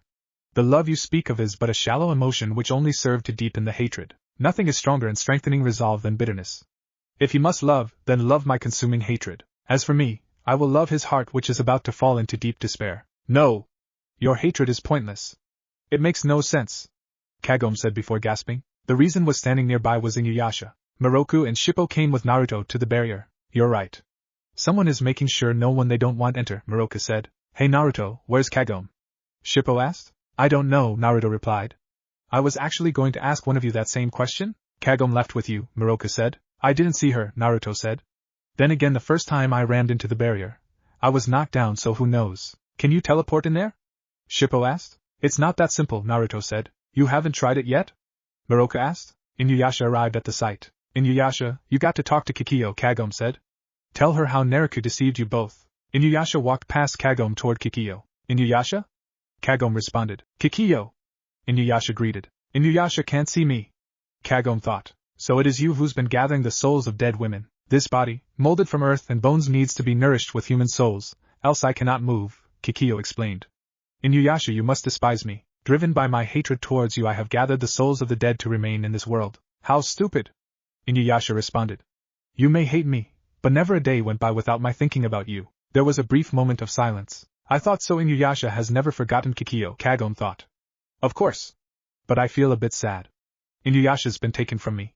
Oh, what am I saying? Inuyasha's not my boyfriend or anything. No matter what your appearance, I would never hate you or think less of you, Inuyasha explained. Is that true? Kikyo asked as she walked over to Inuyasha and touched his cheek. Even if I were to kill you with these hands? Then Kikyo leaned forward and kissed Inuyasha. Huh! Wait! Kagome thought. Then Kikyo separated their lips and hugged Inuyasha. Inuyasha, after meeting you, I stopped being a priestess. I became a mere woman. This is what I longed for when I was alive. Inuyasha embraced Kikyo in a return hug. Inuyasha, you're going to accept her, Kagome said. I guess it's only to be expected. What am I doing here anyway? I'm such a fool. I started to cry. Gripes what? This nostalgic scent of her, Inuyasha thought. It's just like back then. The only difference is that she has no warmth. Her body died, so it's cold, and sad and lonely. We cannot return to that time, Kikyo started once more. I want to stay like this a little longer. I can't save you, I can't do anything for you to stay like this. How I wish time would stop. Is that alright? If time would stop, yeah, I don't care if I'm with you. Oh, I can't watch this anymore, Kagome said in frustration and embarrassment. I won't interfere, so release me. I'll go far away. Hey, are you two listening? At that moment, the ground below Kikyo and Inuyasha broke apart as souls seemed to be sucked down. Inuyasha, I will never let you go. Come with me to hell, Kikyo said. He's being dragged in. Kagome responded. Inuyasha, what are you doing? You must get away. Inuyasha didn't respond. No. He's unconscious. Kagome responded. Kikyo. You can hear me, I know. You coward. Inuyasha said he wants to be with you, but he never said he wanted to die with you. Unlike you, Inuyasha must go after Naruto, who tricked him 50 years ago. More than anything, Inuyasha wants to live to fight. Inuyasha is determined to avenge your death, as well. Sometime during Kagome's rant, she caught Kikyo's attention as Kikyo had opened her eyes. Now Kikyo turned slightly to look at Kagome. You understand? Kikyo lifted her hand and her finger glowed as the spell she put on Kagome broke. Kagome collapsed. Kikyo, will getting revenge bring this body back to life? Kikyo asked. Then she turned to Inuyasha. Inuyasha, rather than live with my memory, come with me. You and I have the same wish. Kikyo pulled Inuyasha down with her. How dare you? Kagome responded. If Inuyasha were conscious, he would never follow you. No way. Get away from Inuyasha. Do not touch Inuyasha. Subconsciously Kagome had tapped into her hidden powers that caused all the souls Kikyo had absorbed to leave her body once more. Kikyo turned to Kagome in shock. This girl, she's taking my souls once again. Before this body is completely emptied, Kikyo turned to Inuyasha, who was still unconscious, and grabbed hold of him as she'd been pulled down. Inuyasha. Come. Inuyasha started once more to be dragged down with her. No. Wake up, Inuyasha. Kagome yelled. Inuyasha. Inuyasha. Finally, Inuyasha opened his eyes. Kagome's voice. Kagome is here? Inuyasha looked around and saw that Kagome was still tied to the tree by the soul-collecting demons. Kagome? Inuyasha jumped toward Kagome, leaving Kikyo. Kagome! Inuyasha slashed through the soul collectors, freeing Kagome as he ran to her. Kagome! What are you doing here? Inuyasha asked. Huh? What about you? Kagome asked. Me? Well, the soul collectors started going to Kikyo and surrounded her as Kikyo's spell ended. Kikyo, Kagome said. Kikyo stood up, looking sad.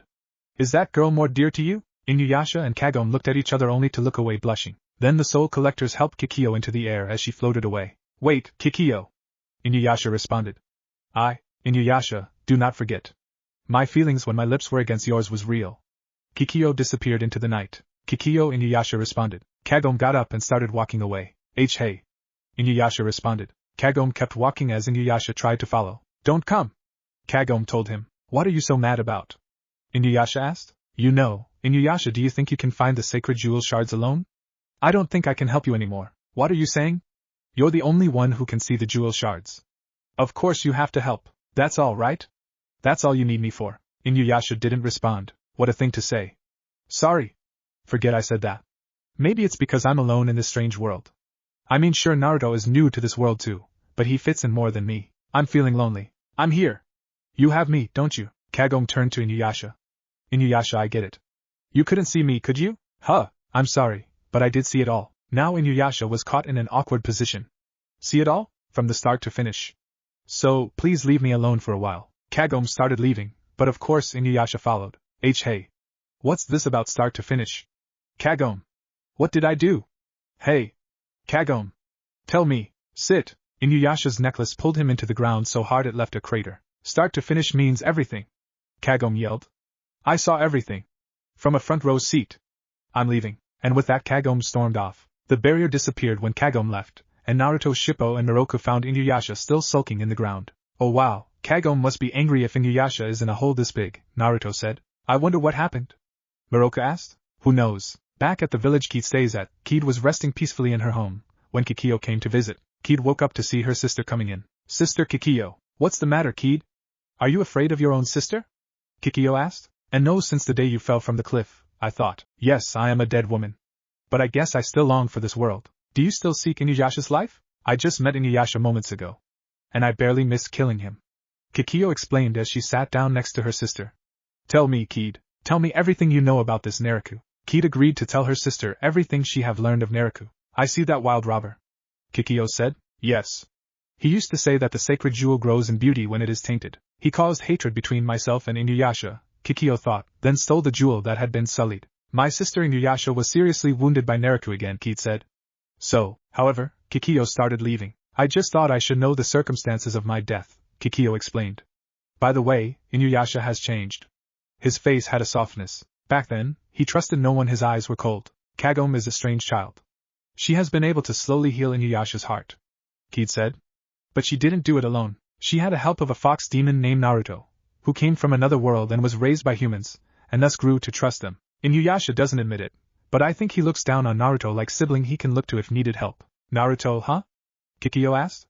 Thanks for the info. We shall meet again. Kikyo left after that. The next morning, Kagome headed to the well as Inuyasha, Shippo and Miroku watched. She's gone, Miroku said. I wonder if she knows that Naruto headed back before her to get that package she said someone left for him, Shippo said. Probably not, Miroku said. Flashback. I'm going to the present before Kagome does, Naruto said last night. Are you going to talk to her? Miroku asked. Only if she wants to, but I want to get that package Lord Minato left me, Naruto said. Don't worry, I'll be back before you can say miso ramen. End of flashback. Inuyasha, Kagome wasn't her usual self, Miroku said. Just what happened between you and Kikyo? What'd you always do with women? Miroku jumped back in shock. You participated in such an act in front of Kagome? What do you usually do? Nothing. Will Kagome come back? Shippo asked. She seemed to be quite troubled. Inuyasha stayed quiet, thinking about last night. Now then, what will you do, Inuyasha? Kikyo could not have gone far. Will you go after her? Miroku asked. Hey! Isn't Kagome more precious? Shippo asked. Inuyasha, hurry and make up with her. Down in the well, Naruto and Kagome jumped back. Sorry about that again, Kagome, Naruto said. Hey, it's okay. You were just grabbing your stuff. Besides, I'm not angry toward you, Kagome said. Plus, if you didn't bring it up, who knows when I'll remember that I left my stuff here. What will you do, Inuyasha? They overheard Miroku. Who will you choose? Shippo asked. Now then, well, can I choose both? Inuyasha asked. You two timing. Shippo responded. Well, it often happens with men, Miroku sympathized. However, no matter what happens, she must not find out. If what you said should ever leak out. Ah, great, something must be going on if Miroku is sympathizing, Naruto grumbled. Sit! Kagome yelled from the well. They heard a crashing sound that could only be Inuyasha's necklace pulling him down to the ground. That's right, Big Sit, Miroku said. Naruto bit his lip to try and not laugh. Sango the female demon slayer. In a forest that surrounds a village, trees started moving as something big was going through them. It comes! From the forest, Demon Slayer.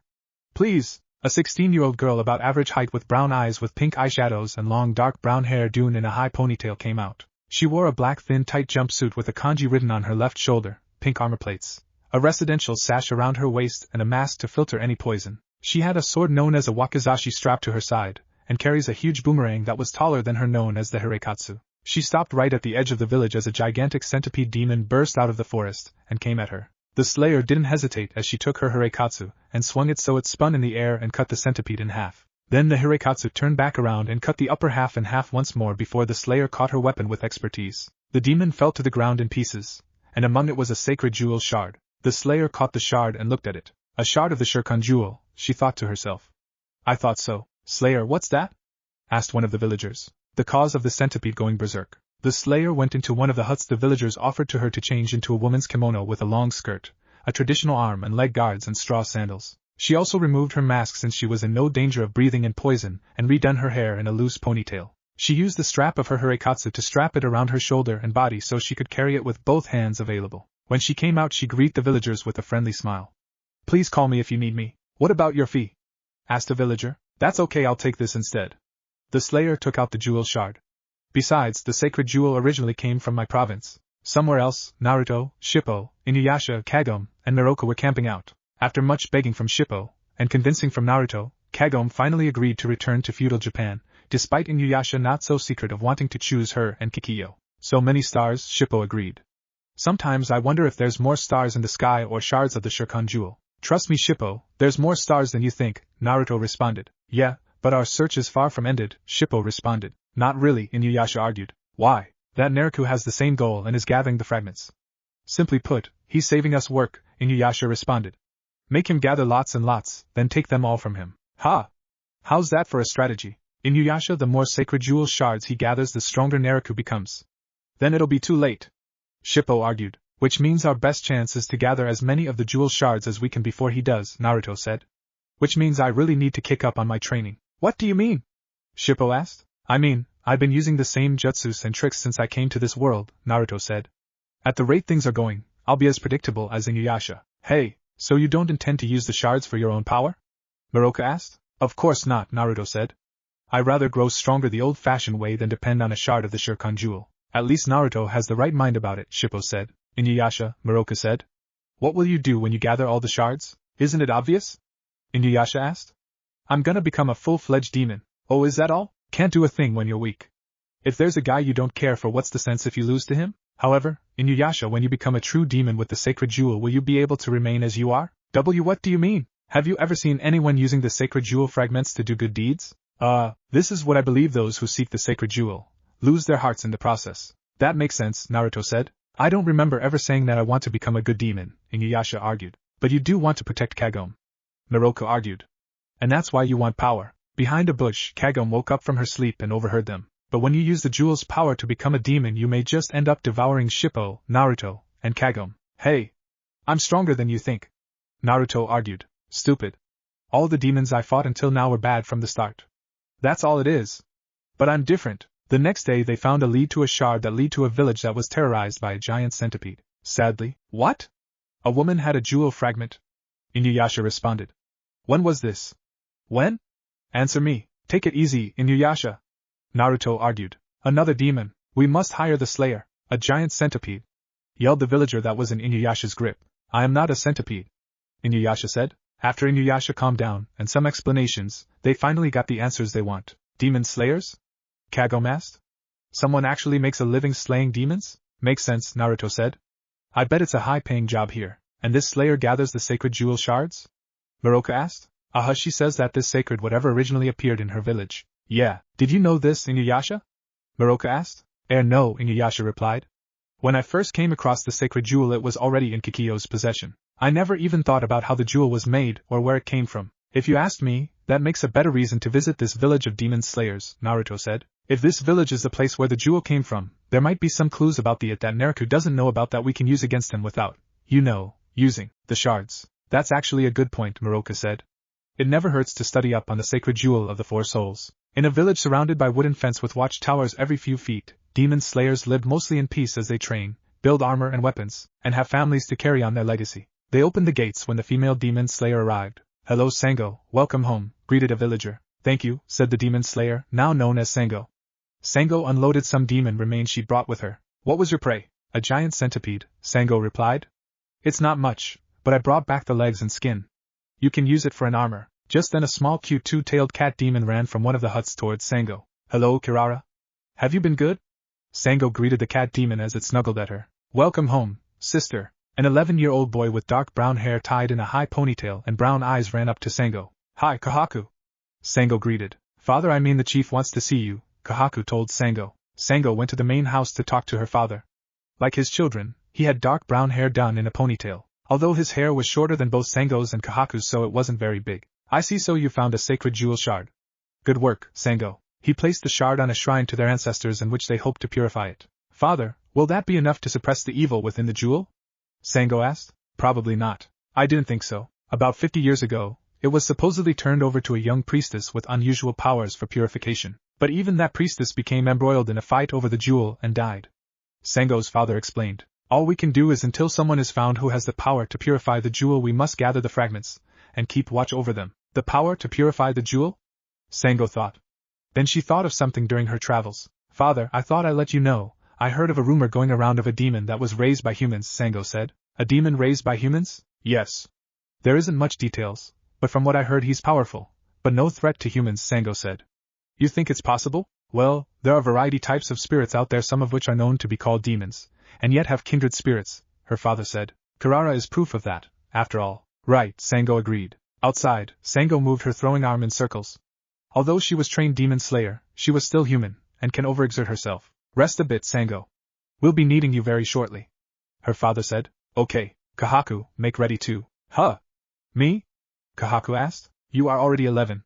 It's time you got some real battle experience. At 3 log post, Kahaku was practicing with a chain sickle known as a Vakusurigama at 3 bowls place on top of the post as Sango played with Kirara. Sango. Yes? Do demons really spit out toxins and fire? Sometimes. I see. Kahaku, are you afraid? Sango asked. And no. Sango patted her brother on the back. Don't worry. We slay large serpents and spiders. Father always says the demons to fear most are the ones pretending to be humans. And if such demons get a hold of the jewel, terrible things would happen. Kahaku nodded. That night Kahaku, Sango, and some of their village's strongest slayers along with their father went to the castle of the lord that summoned them. Among the slayers was Sango and Kahaku. Each slayer wore a jumpsuit, but each had their own colored armor and main weapon other than their swords. Welcome, slayers, the lord greeted. Nightly, a giant spider terrorizes this castle and has eaten several of our people. Will you be able to destroy it? Leave it to me, said the chief. I have chosen the most skilled ones to assist. Oh. Most skilled perhaps, but a young woman, and you even brought a child? These two are my daughter and son. In the village, they are the top 2 fighters. You can witness their skill tonight. Heard that? Do your best, Kahaku. Sango encouraged her brother. Father, you liar. Kahaku thought. Rumbling was heard from above. It's coming. My lord, said one of the guards. Slayer. There it is. Yes. Let's go, ordered the chief. The slayers took their positions. From the clouds above came a giant spider as it came down to the castle. Inside the castle, a servant was talking to Naruto, who was posing as the feudal lord's son. The demon is here again? Naruto asked. The demon is also the cause of your illness. But slayers have been summoned. We should see the last of that beast tonight. Then you must hurry and get well. Slayers? Naruto asked. The spider demon spitting layers of spider silk at the slayers. Surround it. The chief ordered as the slayers dodged the silk and cut through it. Sango was doing well, but Kahaku was caught in the silk and lifted into the air. Kahaku! Yelled one of the slayers as he cut Kahaku freed. Kahaku landed safely. Take a deep breath and go, Kahaku, the slayer told Kahaku. One of the slayers bashed the spider with a mace on the stick and the chief held it down with his weapons. It's down! Sango moved in with her Hirekatsu. Hirekatsu! She threw it and the Hirekatsu, and it cut through the demon before returning to Sango. The demon collapsed after that. Awesome, sister. Kahaku responded. Sango is the best in the village. Wow, said one of the guards watching. She slayed the giant spider in one sweep. The slayers moved in to finish things up. Let's finish this up. Crush its head. Okay, me too. Kahaku moved in to help. Just then a tiny spider attached itself to Kahaku, and he slowed down into a stop. It may have been huge, but it was such easy prey, said one of the slayers. It was too easy, Sango thought. This spider, I don't like it. Just then something attacked the slayers and killed them one by one. When one of the attacks was her father, Sango saw it was a sickle and turned to Kahaku, who lowered his weapon. Why? Sango asked. Kahaku, why did you slay father? And Kahaku looked up and his eyes were glazed over like he wasn't in control of himself. Then Kahaku ran towards Sango to attack. Stop, Kahaku! Sango ordered. Kahaku threw his kuzurigama at Sango. Sango dodged it, but her mask is cut off. Sango collapsed to her knees. Don't you recognize me? Hey! Slayer? Yelled the guards. What happened? Let them be, said the Lord. This is very entertaining. Kahaku threw his kuzurigama, but Sango unsheathed her sword and used it to block the sickle as it wrapped around her sword. Then she the sword to disarm her brother of his main weapon. That didn't stop Kahaku as he drew out his own sword to attack, forcing Sango to keep blocking. What happened, Kahaku? Sango asked. That's when she noticed it, the spider on Kahaku's neck attached to a spider silk. The thread of the spider. Sango followed the thread to the Lord. Why you? Sango kicked aside her brother, and grabbed her Hurikatsu and got ready to attack the head guard. Is this your doing? I'll kill you. These siblings have both gone mad. Kill them, the Lord ordered. Yes. Sango swatted away any guard that tried to kill her with her weapon. However, from behind Kahaku took out his kuzurigama and threw it with precise aim that it hit Sango right on the back between her shoulder blades. Sango staggered and turned to Kahaku, who had snapped out of his spell when he attacked his own sister. Kahaku removed his mask. Sango. Kahaku? Sango responded. No. Kahaku got up and ran toward his sister.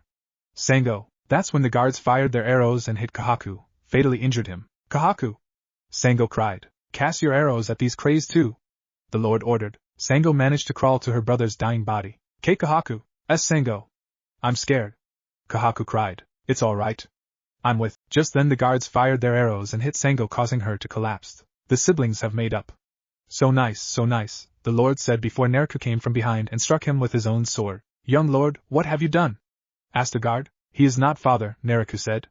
Take a good look. At that moment, a demon came out of the demon's back until Naruto finished it off. I had been thinking that father was acting differently, Naruto explained.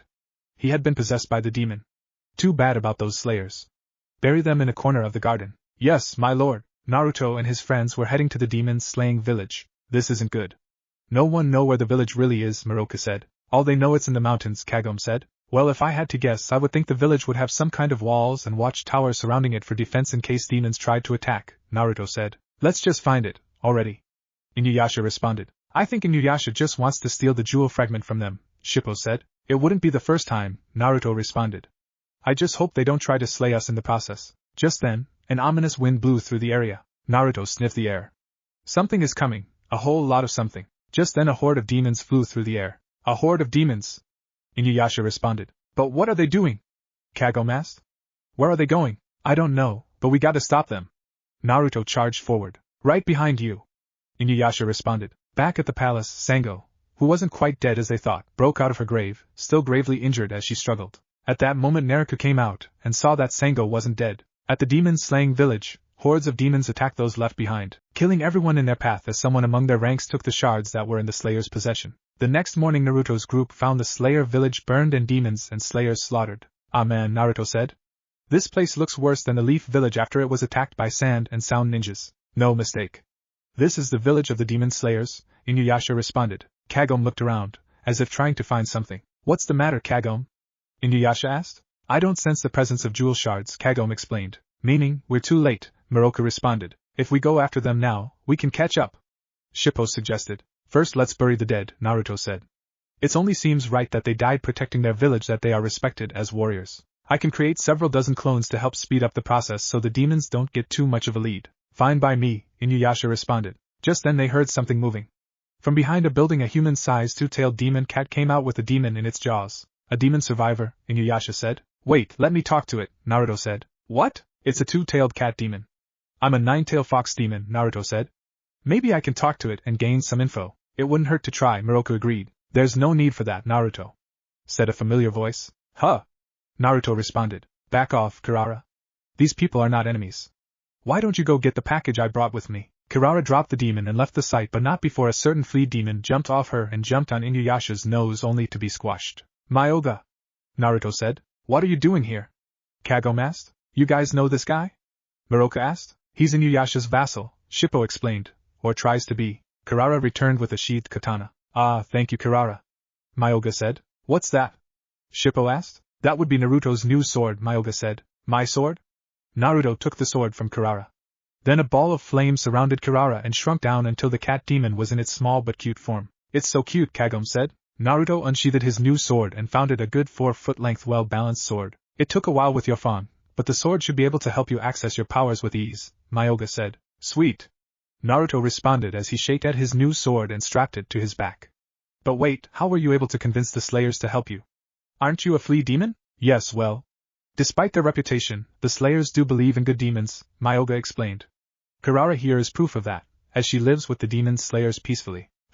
Later Naruto had summoned clones to help bury the dead as Myoga told them the story behind the village. It's strange they attacked now, Myoga said. A number of the warriors had been summoned to a castle, and this village was left with few to protect it. I have this bad feeling. I wonder if those who went to the castle are safe. At the castle, Sango was tended to under Naruto's watch, who was acting like a caring mortal human. I'm glad at least you are alive, Naruto said. Sango didn't respond. You there, Slayer? Answered the young lord. Old one, that's enough. But your name is Sango, right? Naruto asked. I'm sorry about your father and brother and your comrades. Why? How did this happen? Sango wondered to herself. My lord. Outside a man in Naruto's bamboo costume showed up. Naruto left to check on it. Naruto, he said as if the man was himself. Yes, as you ordered, I rushed to the village to notify thee of this terrible development. But the village had been annihilated. Inside the castle Sango heard them. At the village of demon slayers, Kagome marked each grave with a flower. It's a shame I didn't bring anything pure black to wear, Naruto said. Back home, when we attend a funeral, we wear black clothing as a sign of mourning as well as to show respect for what the person did in his life. Just the fact that you cared so much to bury the dead will be enough, Moroka said. Hey guys, Myoga know of a place where we can find info on the sacred jewel, Inuyasha responded. Tell them. Right. As you know, those who have encountered the jewel had suffered a great deal of misfortune, Myoga said. I followed rumors and found myself here in this village. However, one thing worried me. During my journey, a white baboon slipping in and out of sight. A white baboon? Inuyasha asked. Yes. Naruto looked concerned as he knew what it meant. Tell me in detail, said Naruto to his servant. What you saw at the Slayer's village. The slain bodies of countless villagers caused by a full demon who has disguised himself in the form of a blonde young boy named Naruto, with the assistance of a half-demon, Inuyasha. They both seek the power of the sacred jewel to increase their powers. Sacred jewel? They must have believed that they would find the jewel at the village, and thus attacked it. Sango burst out, covering herself. Give me my weapons and my armor. I will get the two who attacked my village, and kill this Inuyasha and Naruto. What if Naruto was Inuyasha's brother Inuyasha? And thanks for watching my video till the end. If you enjoyed this content, then do consider subscribing to my channel, and leave a like if you guys need the next part. Comment down and thanks for watching the video, and see you guys in the next video.